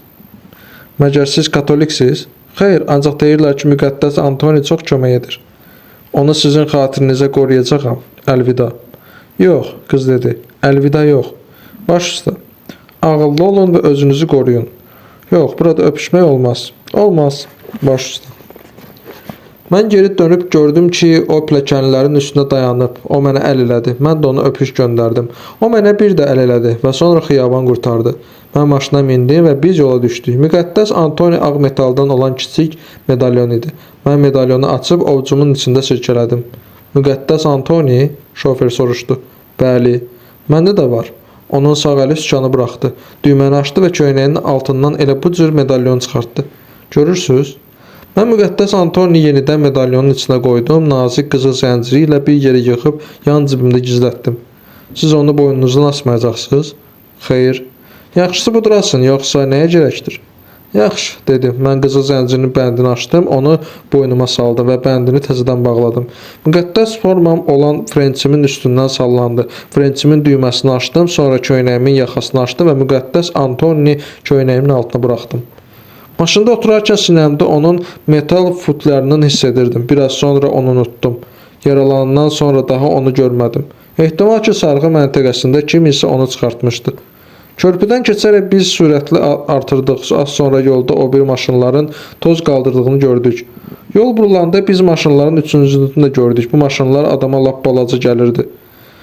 Toz təkərlərin altından qalxaraq ağacların dalına tərəf gedirdi. Biz onlara çatdıq və onları ötüb dağa qalxan o bir yola burulduq. Əgər başdakı maşında əyləşmisənsə, kolonna ilə getmək o qədər də pis deyil və mən rahat oturub ətrafı baxmağa başladım. Biz çay tərəfdən dağ ətəyi ilə gedirdik. Yol yuxarı qalxanda şimalda üstünü qar örtmüş gündür zirvələr görünürdü. Mən geri boylananda gördüm ki, qalan 3 maşın da bir-birindən toz ilə ayrılaraq dağı qalxır. Biz yüklənmiş qatırların uzun karvanını vurub keçdik. Qatırların yanınca qırmızı fəs qoyulmuş qatırçılar gedirdilər. Bunlar barseryerlər idi. Qatır karvanından sonra bizə daha heç bir şey rast gəlmədi və biz təpədən təpəyə qalxdıq, sonra yamaca gedən uzun yol ilə çayın vadisinə endik. Burada yolun hər iki kənarında ağaclar əkilmişdi. Sağ tərəfdəki ağacların arxasından iti axan dayaz və dumduru çayı gördüm. Çayın suyu azalaraq qum və çınqıl zolaqlar arasındakı ensiz axarlardan keçib gedirdi. Bəzən də çayın dibindəki çınqılların üzərinə yayılaraq parıldayırdı. Lap sahildə dərin çuxurlar gördüm. Bunların içində su səma kimi göy idi. Mən çayın üstündən aşan qövs kimi daş körpücükləri gördüm. Yoldan ayrılan cığırlar bu körpücüklərə gedirdi. Daşdan tikilmiş kəndli evləri, bunların cənub hasarı boyunca əkilmiş armud ağacları və tarlalardakı alçaq daş çəpərləri gözə çarpırdı. Vadi ilə gedən yol xeyli uzandı. Sonra biz burularaq yenə dağı qalxmağa başladıq. Yol yuxarı dik qalxırdı və Şabalıd meşəliyinin içi ilə burula-burula gedirdi. Nəhayət alçaq təpələrin boyunca uzanmağa başladı. Ağacların arasından vadi görünmürdü və orada xeyli aşağıda iki ordunu ayıraraq qıvrılan çay günəşin şüaları altında parıldayırdı. Biz təpələrin lap yanından salınmış yeni hərbi daş yol ilə getdik və mən şimala, iki dağ silsiləsinin uzandığı tərəfə baxırdım. Bu dağlar həmişə qarla örtülən, yerəcən yaşıl və qara, daha yüksəkdə isə günəşin şüaları altında ağ və parlaq görünürdü. Sonra yenə yoxuş başlananda mən üçüncü dağ silsiləsini təbaşir kimi ağ, qəribə zolaqlarla kəsilmiş hündür, qarlı dağları gördüm. Bunların arxasından isə uzaqlarda yenə dağlar ucalırdı. Bilmək olmurdu ki, bunlar həqiqətən dağlardır, yoxsa adama elə görünür. Bunların hamısı Avstriya dağları idi. Bizdə isə belə dağlar yox idi. İrəlidə sağa burulan yuvarlaq döngə var idi. Ağacların arasından gördüm ki, yol birdən aşağı enir. Bu yol ilə qoşunları, yük maşınları və dağ topları qoşulmuş qatırlar hərəkət edirdi. Biz yolun lap kənarı ilə aşağı gedəndə mən çox aşağıdakıları çayı onunla yanaşı uzanıb gedən şipalları və reysləri, köhnə dəmir yolu körpüsünün çayın o biri sahilində dağın ətəyində isə bizim almaq istədiyimiz şəhərciyin dağıdılmış evlərini gördüm. Biz aşağı çatanda və çay sahili boyu çəkilmiş əsas yolla çıxanda artıq hava qaralmışdı. 9-cu fəsil. Yol nəqliyyat və adamlarla dolu idi. Yolun hər iki tərəfi ilə üzərinə küləş həsir çəkilmiş sipərlər uzanıb gedirdi və əsirlər yolun üstünü örtərək onu sirkə və ya vəhşi adamlar kəndinə gedən yola bənzədirdi. Biz yavaş-yavaş bu küləş tunel ilə hərəkət edirdik və nəhayət əvvəllər dəmir yolu stansiyası olmuş, çılpaq, təmizlənmiş bir yerə gəlib çıxdıq. Bundan o yana sahil təpələri qazılmış, təpələrdə yol uzuna sıxınacaqlar yaradılmış və oraya piyada qoşun toplaşmışdı. Gün batırdı. Təpənin üstündən baxanda mən çayın o biri tərəfindəki dağların üzərində qrupdan qızaran səmada Avstriyalıların müşahidə aerostatlarının qaraldığını gördüm. Biz maşınları kərpic zavodunun xarabalıqlarının arxasında qoyduq. Kürələrdə və bir neçə dərin çuxurda sarxı məntəqələri düzəldilmişdi. Həkimlərin arasında mənim 3 tanışım vardı. Baş həkim mənə dedi ki, başlayanda və bizim maşınlar yaralıları qəbul edəndə biz onları sahil boyu gizlədilmiş yol ilə apararaq, sonra yuxarı postun yerləşdiyi dağ aşırımına qaldırırıq. Orada yaralıları başqa maşınlar gözləyəcək. O dedi ki, tək yolda basa-bas əmələ gəlməsin. Başqa yol yox idi. Yolu ona görə gizlətmişdilər ki, Avstriyalıların sahilindən görünürdü. Burada kərpic zavodunda sahildəki qum təpəsi bizi tüfəng və pulemyot atəşindən qoruyurdu. Çayın üstündən yarı dağıdılmış təkcə bir körpü keçirdi. Top atəşi başlayan kimi daha bir körpü düzəldəcəkdilər. Qoşunların bir hissəsi isə çayın burulduğu dayaz yerdən keçəcəkdi. Baş həkim balaca boylu adam idi, bığlarını yuxarı eşmişdi. O mayor rütbəsində idi, Liviya müharibəsində iştirak etmişdi və yaralandığı üçün 2 nişanı var idi. O dedi ki, hər şey yaxşı keçsə, o məni mükafata təqdim edəcək. Mən dedim ki, ümid edirəm ki, hər şey yaxşı olacaq və iltifatı üçün ona təşəkkür etdim. Şoferləri yerləşdirmək üçün burada böyük blindaj olub-olmadığını soruşdum. O da bir əskər çağırıb məni ötürməyə tapşırdı. Mən əskərin ardınca getdim. Blindaja çox tez gəlib çatdıq. Bura çox rahat yer idi. Şoferlər razı qaldılar və mən onları orada qoyub çıxdım.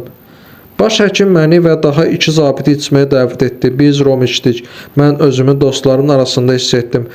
Qaranlıqlaşırdı. Hücumun nə vaxt başlayacağını xəbər aldım. Mənə dedilər ki, hücum lap qaranlıqlaşan kimi olacaq. Mən şoferlərin yanına qayıtdım. Onlar blindajda oturub söhbət edirdilər. Mən içəri girəndə sustular. Onların arasında bir qutu Makedoniya siqareti verdim. Siqaretlər boş doldurulmuşdu, tütün tökülürdü. Çəkməmişdən qabaq bir ucunu eşmək lazım idi. Manieri alışqanını yandırıb hamı uzatdı. Alışqan Fiatın radiatoru şəklində düzəldilmişdi. Eşitdiklərimin hamısını onlara danışdım. Biz bura gələrkən postu niyə görmədik? Passini soruşdu. Biz döndüyümüz yerdən biraz o yandadır. Hə, bu yol ilə getmək lap keyf olacaq, dedi. Avstriyalılar bizə toy tutacaqlar, belə-belə olsunlar. Arxayan olun. Leytenant, bəs yemək məsələsi necə olacaq? Başlayanda yemək gözləmək mənasız olacaq. İndi gedib öyrənərəm, dedim. Biz burada oturaq, ya bayıra çıxa bilərik? Yaxşısı budur, burada oturun. Mən baş həkimin yanına qayıtdım və o dedi ki, səyyar mətbəx bu saat gəlib çıxacaq. O və şoferlər şorba aparmağa gələ bilərlər. Öz qazançaları yoxdursa, o qazança verə bilər. Mən dedim gərək ki varlarıdır. Geri qayıtıb şoferlərə dedim ki yemək gətirən kimi onların ardınca gələcəyəm. Manyera dedi ki yaxşı olardı yeməyi atəş başlamamışdan əvvəl gətirəydilər. Mən gedənə kimi onlar sustular. Onların 4'ü də mexanik idi və müharibəyə nifrət edirdilər. Maşınları yoxlamaq və ətrafı nəzərdən keçirmək üçün bayıra çıxdım. Sonra yenə blindaja şoferlərin yanına qayıtdım. Blindajın yeri isti və quru idi. Kürəyimi divara söykəyərək bədənimin bütün əzəllərini boş saxladım. Hücuma kim gedir? Qavüçü soruşdu. Barseriyerlər. Təkcə barseriyerlər? Gərək elədir. Əsl hücum üçün burada qoşun azdır. Ehtimal ki bu sadəcə diversiyadır. Əsl hücum isə burada olmayacaq. Bəs hücuma keçən əsgərlər bunu bilirlər? Güman etmirəm. Əlbəttə ki bilmirlər, Manyera dedi. Əgər bilsələr getməzlər. Passini, elə gedərlər, dedi. Barseriyerlər axmaqdırlar. Onlar igid əsgərlərdir və intizamı gözləyirlər, dedim. Onlar sağlam oğlanlardır və hamısının da geniş sinəsi var. Buna baxmayaraq onlar axmaqdırlar. Granaderlərin hamısı qocaqdır, Manyera dedi. Bu zarafat idi. 4'ü də bərkdən güldü. Onlar getməkdən imtina edəndə, sonra da onların hər 10 nəfərindən birini güllələyəndə siz oradaydınız. Tenente? Yox. Belə bir iş olub. Onları sıraya düzüb hər 10-cu adamı seçib ayırmışdılar. Karabinerlər onları güllələyiblər. Karabinerlər deyərək Passini yerə tüpürdü. 6 fut boyları olan granaderlər isə getməkdən boyun qaçırıblar. Hamı boyun qaçırsaydı müharibədə qurtarardı. Amma granaderlər bu barədə heç fikirləşməyiblər də, eləcə qorxuya düşüblər. Axı zabitlərin hamısı aristokrat imiş. Bəzi zabitlər isə tək başına getmişlər. Zabitlərin ikisini getmək istəmədikləri üçün serjant güllələdi. Sıravilərin də bəzisi getmişdi. Hər 10-cu əskəri seçib ayranda gedənləri heç sıraya da düzməyiblər. Amma mənim bir yerlimi də orada güllələyiblər. Passini dedi. İri qəşəng oğlan idi, hündür boy idi.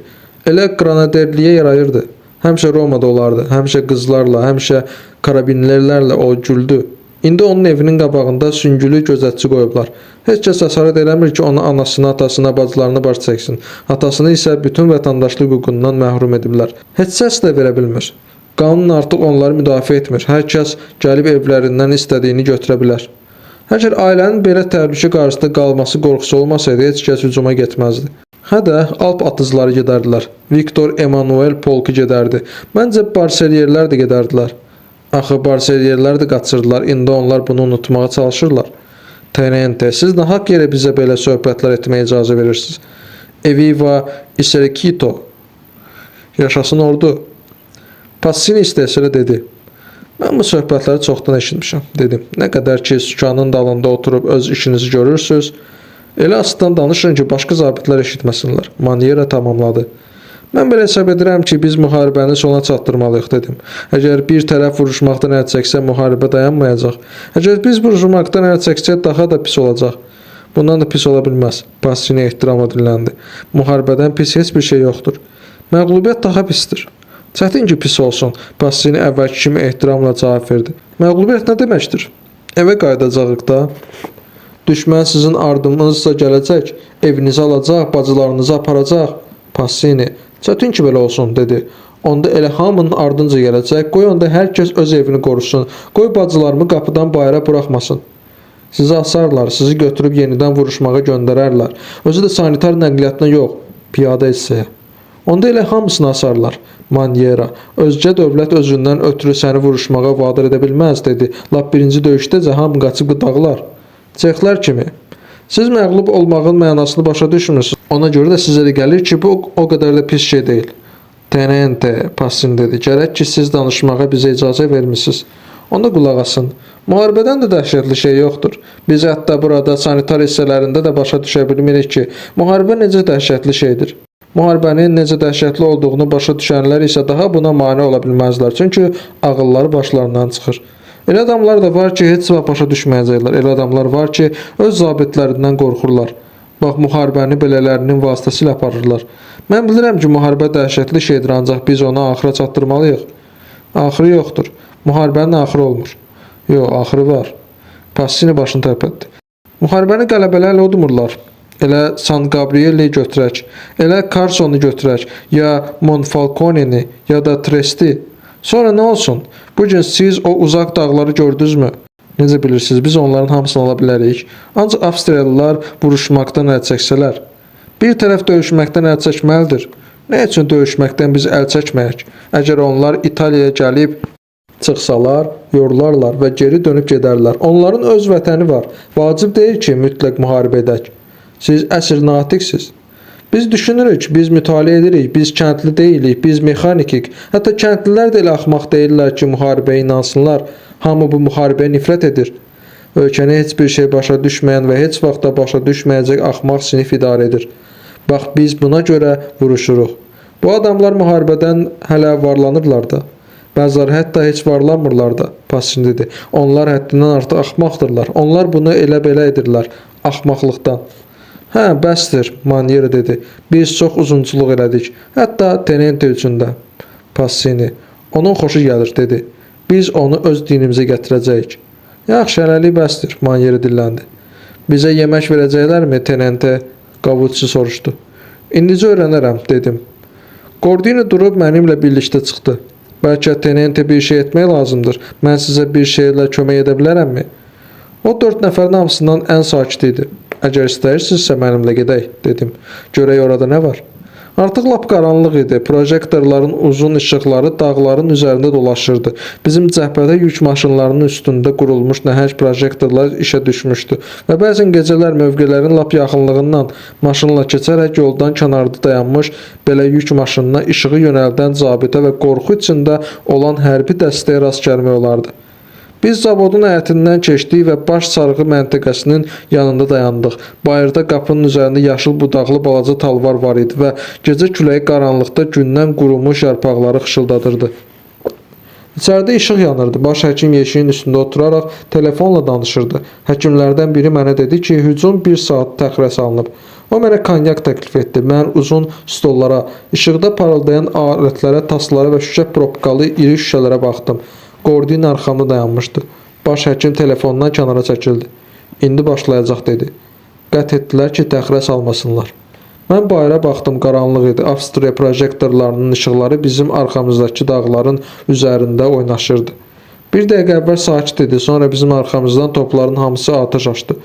Baş həkim, Savoya, dedi. Bəs yeməyanı, mən soruşdum. O eşitmədi. Mən təkrar etdim. Hələ gətirməyiblər. Böyük bir mərmi gəlib zavodun həyətində partladı. Biri də partladı. Partlayışın gürültüsü içində kərpic qırıntılarının və yağış kimi yerə tökülən palçığın səsi eşidildi. Yeməyə bir şey tapılar? Biraz pasta asquetta var. Makarondan hazırlanmış xörək. Baş həkim cavab verdi. Nə var, verin. Baş həkim sanitara nəsə dedi. O binanın o başına tərəf getdi və metal tasın içində soyuq makaron gətirdi. Mən bunu Gordiniyə verdim. Pendir yoxdur. Baş həkim deyinə sanitara yenə də nəsə dedi. O yenə binanın o bir başına tərəf getdi və bir tikə dəyirmi ağ pendir gətirdi. Çox sağ olun, dedim. Mən sizə indi getməyə məsləhət görmürəm. Bayırdan qapının ağzına nəsə qoydular. Həmin şey gətirən sanitarlardan biri içəri boylandı. Baş həkim, içəri gətirin onu, dedi. Hə, nə oldu? Bəlkə əmr edirsiniz ki, özümüz çıxıb götürək. Sanitarlar yaralının qollarından və ayaqlarından tutub içəri gətirdilər. Paltarının qollarını kəsin, baş həkim tapşırdı. O pinsetlə bir parça tənzif tutmuşdu. O biri iki həkim yaralının şinelini çıxartdı. Gedin, baş həkim sanitarlara dedi. Gordini, gedək Tenente, dedi. Baş həkim bizə tərəf dönmədən dedi. Yaxşısı budur, atəşi dayanana kimi gözləyin. Adamlar acdırlar, dedim. Onda özünüz bilin. Zavod həyətinə çıxarkən biz qaçmağa üz qoyduq. Lap sahildə mərmi partladı. Daha bir mərmi yanımızda partlayana kimi başqa mərmi səsi eşitmədik. Biz hər ikimiz üzü qoyulu yerə yıxıldıq və partlayışın səsi və gürültüsü içində qəlpələrin vızıltısını və yerə tökülən kərpiclərin tappıltısını eşitdik. Gordini ayağa durdu və blindaja qaçdı. Bütünlüklə kərpiç tozuna bulaşmış pendiri əlimdə tutaraq onun ardınca yüyürdüm. 3 şofer əvvəl kimi blindajda divarın dibinə əyləşib siqaret çəkirdi. Hə, vətənpərvərlər, budur, alın, dedim.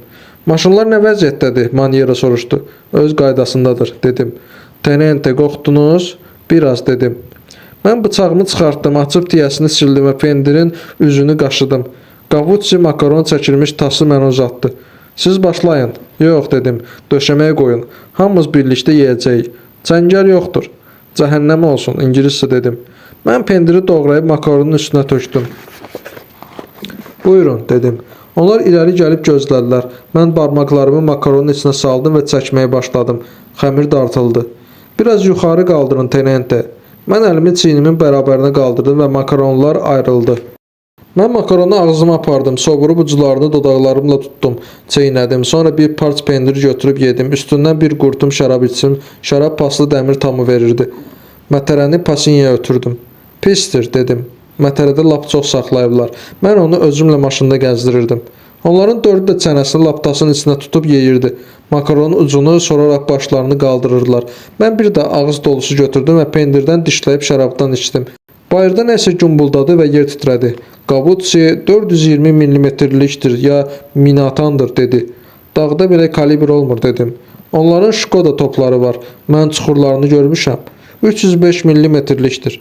Biz yenə də yeyirdik. İşə düşən parovoz səsi kimi xırıltı və fışıltı eşidildi. Sonra partlayış oldu. Partlayışdan yer yana silkələndi. Passini, blindaj çox dərin deyil, dedi.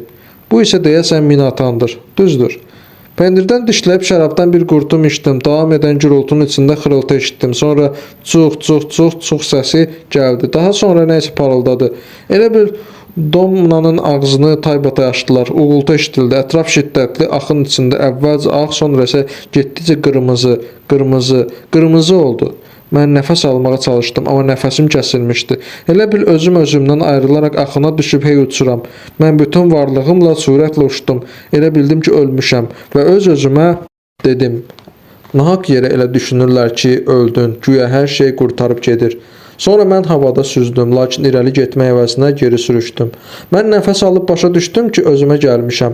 Yerin altı üstünə çevrilmişdi və lap başımın üstündəcə parça-parça olmuş taxta tir var idi. Başım titrəyirdi. Bu vaxt birdən kiminsə ağladığını eşitdim. Sonra elə bir kimsə çığırdı. Tərpənmək istədimsə də tərpənə bilmədim. Çayın o tərəfindən və bütün çay boyu pulemyot və tüfəng atəş eşitdim. Bəş şapıltı gəldi.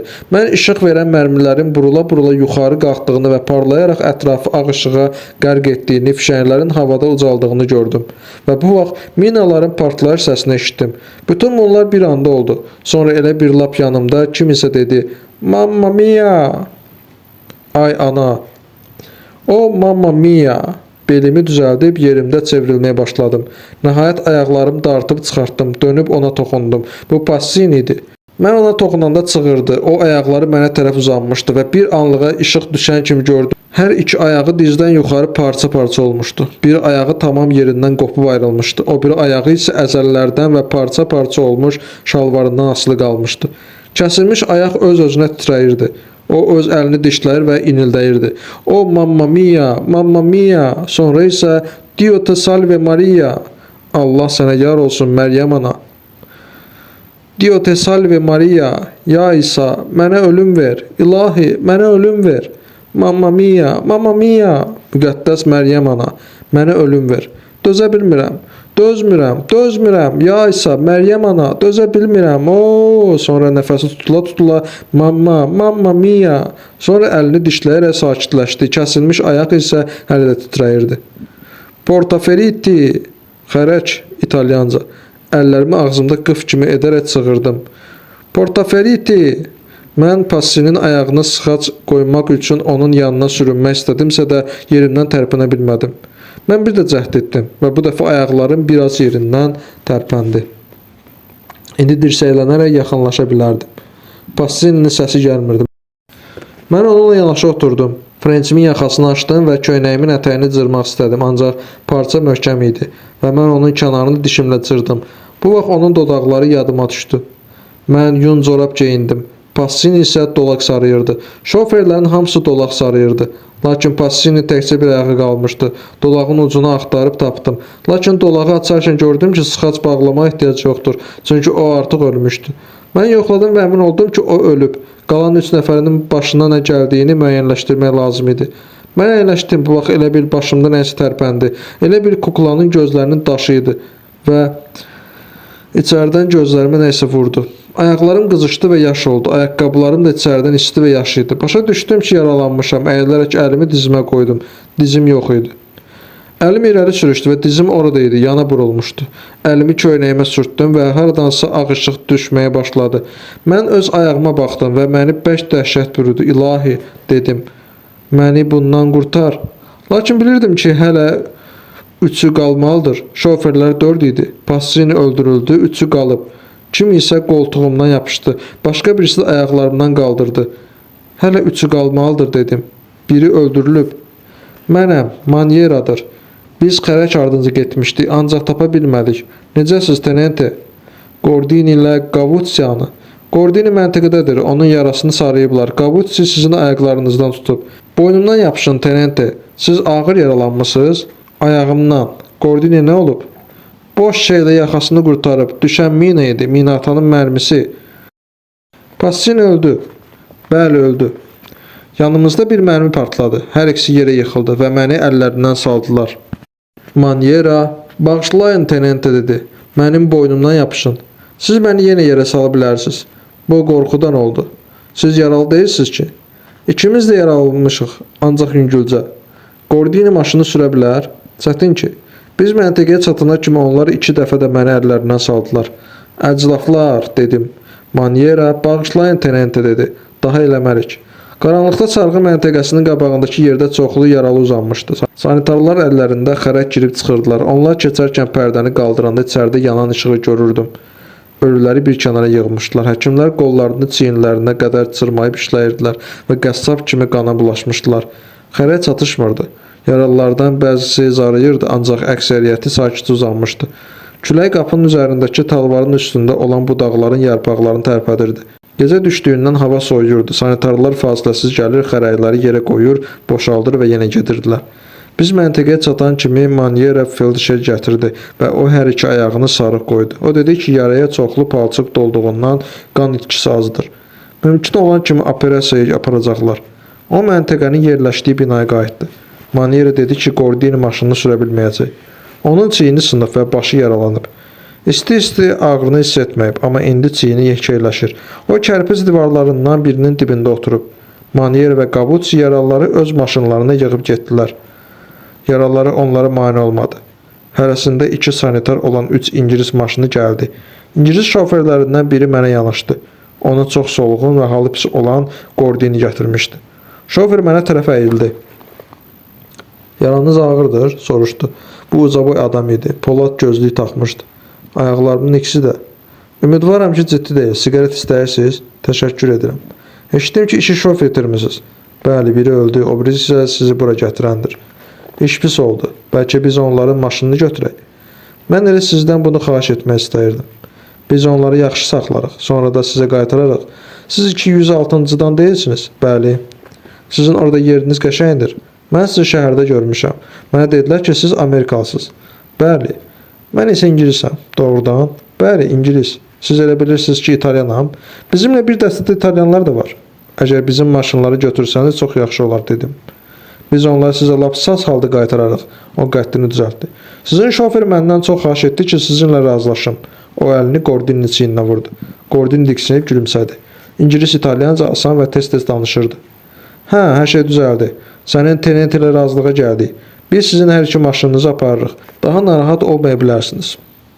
O sözünü kəsdi. İndi bir təhər etmək lazımdır ki, sizi buradan çıxardaq. Bu saat həkimlərlə danışaram.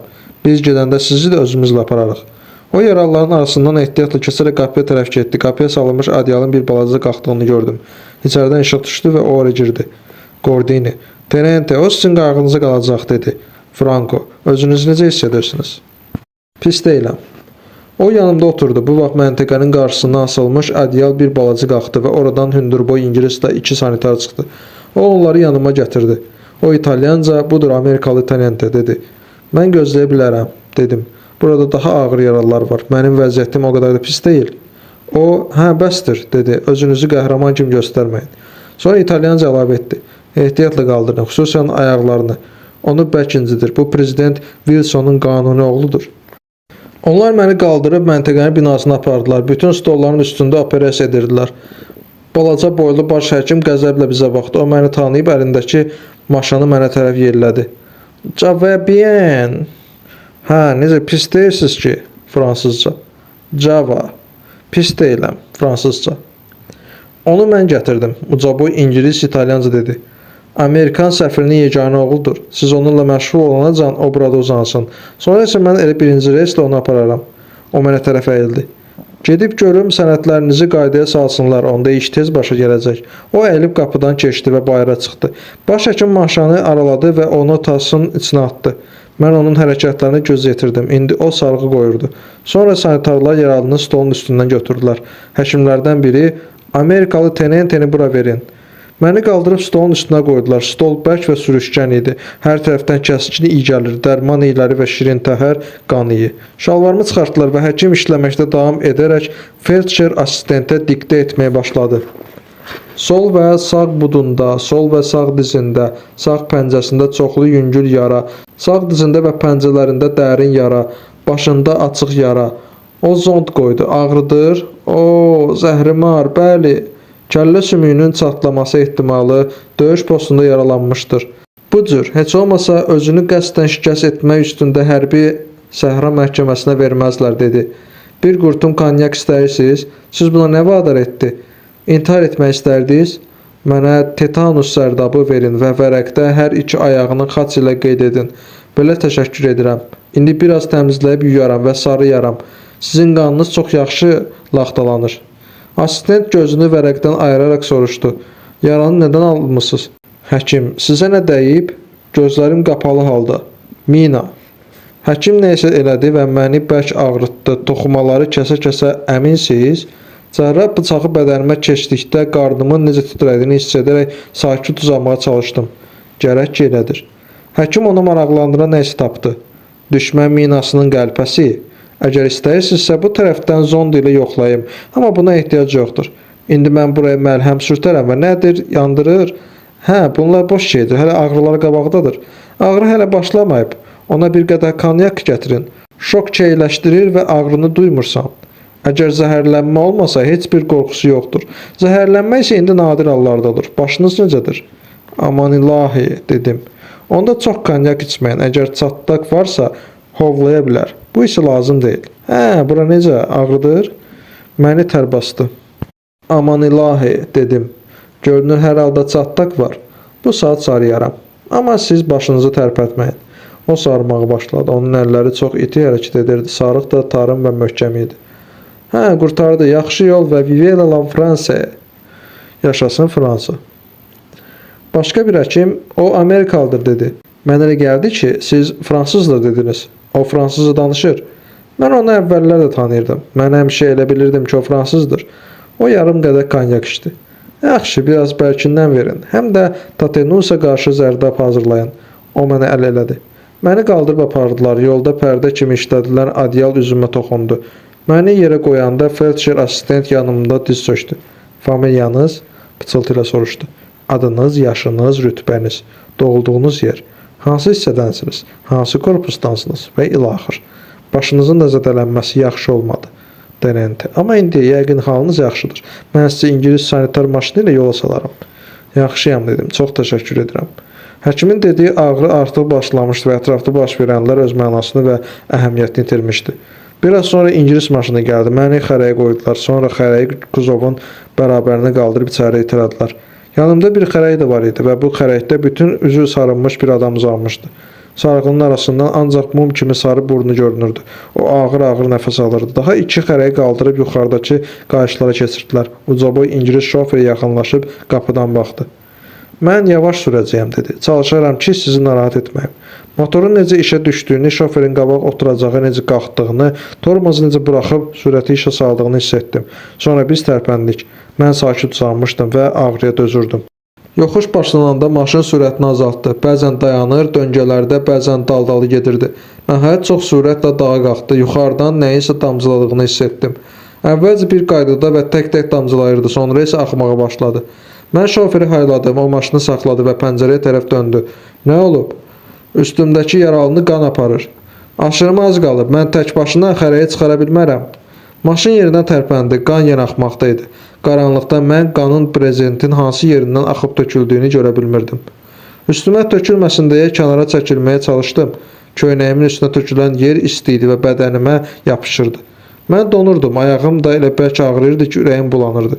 Biraz sonra axan qan yavaşladı, sonra yenə damcılamağa başladı. Xərəyin prezentinin necə tərpəndiyini eşitdim və hiss etdim, elə bil oradakı adam daha rahat uzanmağa çalışırdı. Hə, orada vəziyyət necədir? İngilis çevrilərək soruşdu. Biz lap çatmışıq. Mənə elə gəlir ki, o ölüb dedim. Gün batandan sonra buz lüləsindən tökülən su kimi damcılar indi çox yavaş düşürdü. Gizli dağa qalxan maşının içi soyuq idi. Postda sanitarlar xərəkləri çıxardı, başqaları ilə dəyişdilər və biz yolumuza davam etdik. 10-cu fəsil. Səhra hospitalının palatasında mənə dedilər ki, nahardan sonra yanıma gələn olacaq. İsti bir gün idi. Otaqda çoxlu milçək vardı. Mənim çaparım kağız zolaqları kəsib taxtanın ucuna süpürgə kimi bağlayaraq yerləyə-yerləyə milçəkləri qovurdu. Mən milçəklərin tabana necə qonduğuna baxırdım. Çaparım yerləməkdən yorulub yuxuya gedəndə milçəklərin hamısı aşağı uçdu. Mən də onları qovurdum. Nəhayət əllərimlə üzümü örtüb yuxuya getdim. Çox isti idi. Oyananda ayaqlarım göynəyirdi. Mən çaparı oyatdım. O sarıqlarımın üstünə mineral su tökdü. Bundan yatağım nəm və sərin oldu. Yatmayanlar palatanın bu başından o başına bir-biri ilə danışırdılar. Nahardan sonra həmişə sakitlik olurdu. Səhər 3 sanitar və həkim bir-bir çarpaya yanaşaraq çarpayda uzananı qaldırır və sarğı otağına aparırdılar ki, onun yarasını sarıyana kimi yatağına düzəltsinlər. Sarğı otağına səfər etmək o qədər də xoşa gələn şey deyildi, amma mən o vaxt bilmirdim ki, adamı qaldırmadan yatağı düzəltmək olar. Mənim çaparım suyun hamısını tökdü. Bundan sonra yataq sərin və yaxşı olmuşdu. Elə mən ona göynəmənin kəsməsi üçün pəncəmin gicişən yerini qaşımağı dediyim vaxt həkimlərdən biri Rinaldini palataya gətirdi. O cəld addımlarla içəri girərək çarpayımın üzərinə əyilib məni öpdü. Gördüm ki, o əlcək geyib. Hə, işlər necədir, baby? Özünüzü necə hiss edirsiniz? Bu da sizin. O əlində bir şişə konyak tutmuşdu. Çaparım onun üçün stul gətirdi. O oturdu. Bir də xoş xəbər var. Siz mükafata təqdim olmusunuz. Gümüş medala ümid bəsləyə bilərsiniz, amma bəlkə ancaq tunc oldu. Nədən ötürü? Axı siz ciddi yaralanmısınız. Belə deyirlər. Əgər igidlik göstərdiyinizi sübut etsəz, gümüş medal alacaqsınız, yoxsa tunc olacaq. Ətraflı danışın, görək necə oldu? İgidlik göstərdiniz? Yox, dedim. Mina partlayanda mən pendir yeyirdim. Axmaqlıq eləməyin. Ola bilməz ki, ya əvvəlcə ya da sonra bir igidlik göstərməyəsiniz. Yaxşı yadınıza salın. Heç bir şey eləməmişəm. Artıq yaralı olarkən çiyninizdə bir kəsə aparmadınız ki, Gordini deyir ki, siz çiyninizdə bir neçə adam daşımısınız, lakin birinci postun baş həkimi deyir ki, belə şey ola bilməz. Təltif üçün təqdimatı isə o imzalamalıdır. Heç kəsi daşımamışam, mən tərpənə bilmirdim. Bunun əhəmiyyəti yoxdur, Rinald dedi. O əlcəklərini çıxartdı. Hər halda, biz güman ki, gümüş medala layiq olacağıq. Bəlkə siz tibbi yardımını başqalarından tez almaqdan imtina etmisiniz? O qədər də qətiyyətlə yox. Bunun əhəmiyyəti yoxdur. Bəs sizin yaralanmağınız, bəs sizin göstərdiyiniz igidlik, axı siz həmişə ön xəttə göndərilməyi xahiş edirdiniz. Həm də əməliyyat müvəffəqiyyətlə başa çatdırılıb. Deməli, çayı keçmək mümkün olub. Özü də necə? 1000 nəfərə qədər əsir tutulub. Məlumatda belə deyilir. Siz məlumatı görməmisiniz? Yox. Mən sizə gətirərəm. Bəs sizdə nə var, nə yox? Çox gözəldir. Hər şey çox gözəldir. Hamı sizinlə fəxr edir. Bir söyləyin mənə, görək hadisə necə oldu? Mən əminəm ki, siz gümüş medal alacaqsınız. Hə, söyləyin, hamısını bir-bir söyləyin. O fikrə gedərək sustu. Ola bilsin ki, siz hələ İngilis medal alasınız. Orada bir İngilis var idi. Mən onu görüb soruşaram. Görüm sizin barınızı danışmağa razılıq verərmi? Yəqin ki, o bir şey edə bilər. Bəlkə ağrıyır, için, çapar. Gedin, burğu gətirin. Bir görəydiniz ki, yaralılardan birinin 3 metr nazik bağırsağını necə kəsib götürdüm. Bu barədə Lancetə yazmağa dəyər. Siz tərcümə edərdiniz, mən Lancetə göndərərəm. Mən gündən günə təkmilləşirəm. Mənim zavallı bebim, özünüzü necə hiss edirsiniz? Bu zəhrimar burğanı, siz elə dözümlü və sakitsiz ki, mən sizin yaranızı unuduram. O əlcəklərini çarpayının kənarına döydü. Çapar, budur burğu, Signor Tenente, dedi. Butulkanı açın, stəkan gətirin, için bebi, başınız necədir? Mən xəstəlik tarixçəsinə baxdım, çatlamış yer yoxdur. Bu birinci postun həkimi lap baytardır. Mən elə edərdim ki, siz heç ağrı da hiss etməzdiniz. Mənim əlimə düşənlərdən heç kəs ağrı hiss etmir. Mən belə işləyirəm. Gündən günə mən asan və yaxşı işləyirəm. Baby, siz məni bağışlayın ki, mən çox naqqallıq edirəm. Sizin yaranız ciddi olduğu üçün qanım lap qaralıb. Hə, için, yaxşı konyakdır. Şüşəsi 15 lirəyadır. Yaxşı olmalıdır, 5 ulduzludur. Buradan birbaş o İngilislərin yanına gedəcəyəm. O sizin üçün İngilis medal düzəldər. Onu almaq o qədər asan deyil. Siz çox təvazökarsınız. Mən rabitə zabitini göndərərəm. O İngilislərin öhdəsindən gələ bilir. Siz Mrs. Barkley görməmisiniz ki? Mən onu bura gətirərəm. Mən elə bu saat gedib onu bura gətirərəm. Getməyin, dedim. Mənə Qorsiyadan danışın. Qızlar necədir? Qızlar yoxdur. 2 həftədir ki, onları dəyişmirlər. Mən də ora getmirəm. Lap biabırçılıqdır. Bunlara daha qız demək olmaz. Onlar köhnə döyüş yoldaşlarımız olmuşlar. Heç getmirsiniz? Ancaq hərdən baş çəkirəm. Görüm təzə nə var? Elə belə ayaq üstü. Onlar heç sizi soruşurlar. Lap biabırçılıqdır. Onlar o qədər çox saxlayırlar ki, axırda dost oluruq. Bəlkə cəhbəyə getmək istəyən daha yoxdur. Ola bilməz. Qız nə qədər istəsəniz var, ancaq pis təşkilatdır. Onları arxa qəhrəmanlar üçün saxlayırlar. Zavallı Rinaldi dedim. Müharibədə tək tənha qalıb, hətta ondan ötürü təzə qızlar da yoxdur. Rinaldi özü üçün də konyak tökdü. Bu sizə zərər etməz bebi üçün. Mən konyakı içdim və hərarətim bütün bədənimə necə yayıldığını hiss etdim. Rinaldi bir stəkan tökdü. O biraz sakitləşdi. O öz stəkanını qaldırdı. Sizin şanlı yaralarınız eşqinə, gümüş medal eşqinə. Deyin görün bebi, belə istidə həmişə uzanmaq sizin əsəblərinizə təsir eləmir ki? Bəzən. Mən bunu heç təsəvvür edə bilmirəm. Mən lap dəli olardım. Siz onsa dəlisiniz. Heç olma tez qayıdaydınız. Gecə sərgüzəştlərindən sonra evə qayıtmağa yoldaş da yoxdur. Hisləndirməyə adam da tapılmır. Pul borc almağa da heç kəs yoxdur. Otaq yoldaşım və qardaşlığım da yoxdur. Bu yara sizin nəyinizə lazım idi? Siz keşişi hisləndirə bilərsiniz. Ah, bu keşişə nə deyim? Onu hisləndirən heç də mən deyiləm. Kapitan hisləndirir. Mənim isə o xoşuma gəlir. Əgər sizə keşiş lazım olsa, bizimkini götürün. O sizin yanınıza gəlməyə hazırlaşır. Çoxdan hazırlaşır. Mən onu çox sevirəm. Onu bilirəm. Mənə hətta hərdən elə gəlir ki, siz onunla bir balaca o söz özünüz ki bilirsiniz. Sizə heç bir şey gəlmir. Yox, hərdən elə gəlir. Rədd olun cəhənnəmə. O qalxıb əlcəklərini geyin. Baby, sizi hisləndirməkdən elə xoşum gəlir ki. Ax, sizin keşişinizə və İngilis qızına baxmayaraq qəlbən siz də elə mənim kimisiniz. Elə şey yoxdur. Əlbəttə ki, eləsiz. Siz əsl italyansınız. Başdan ayağa ot və tüstü. İçəridə isə heç bir şey yoxdur. Siz özünüzü qəsdən Amerikalı kimi göstərirsiniz. Biz qardaşıq və bir-birimizi sevirik. Nə qədər ki, mən yox, amma ağıllı olun, dedim. Mən Mrs. Barkley-ni yanınıza göndərərəm. Mən olmayanda onunla sizin üçün vaxt yaxşı keçir. Siz təmiz və zərif görünürsünüz. Rədd olun cəhənnəmə. Mən onu göndərəcəyəm. Sizin gözəl qəşəng ilahənizi, İngilis ilahəsini. Allah, belə qadına pərəstiş etməkdən başqa nə demək olar? İngilis qızı bundan başqa daha nəyə yaraya bilər? Siz lap cahil, copçu, daqosuz. Kim? Cahil, pörtmüş makaron. Pörtmüş makaron özünüzsünüz. Don, vurmuş sifət. Cahil, küt. Mən gördüm ki, bu söz ona toxundu. Buna görə davam etdim. Mədəniyyətsiz, savadsız küt beyin. Hislənməyin. Mən hislənmirəm, baby. Mən bunu ancaq sizin xeyrinizə görə deyirəm. Siz artıq zəhmətdən qurtarmaq üçün. Bütün fərq bundadır. Bəli, ancaq sizin kimi milyonlarla axmaq bunu bilmir. Bunu mənə deməyiniz sizin tərəfinizdən lütfkarlıqdır. Dalaşmağa dəyməz, baby. Mən sizi çox sevirəm, amma axmaq olmayın. Xeyr, mən sizin kimi ağıllı olacağam. Hislənməyin, baby, gülün, bir də için. Mən getməliyəm. Siz hər halda yaxşı oğlansınız. Görürsünüz, qəlbən siz də mənim kimisiniz. Biz müharibə qardaş etmiş, ayrılmadan qabaq məni öpün. Siz iradəsiz adamsınız. Xeyr, mən möhkəm adamam. Onun nəfəsi üzümə dəydi. Xudahafiz, mən tezliklə yenə yanınıza gələcəyəm. Onun nəfəsi uzaqlaşdı. Öpüşmək istəmirsiniz, lazım deyil. Mən sizin İngilis qızınızı yanınıza göndərərəm. Xudahafiz, baby. Konyak çarpayının altındadır. Tez sağalın. O gözdən itdi.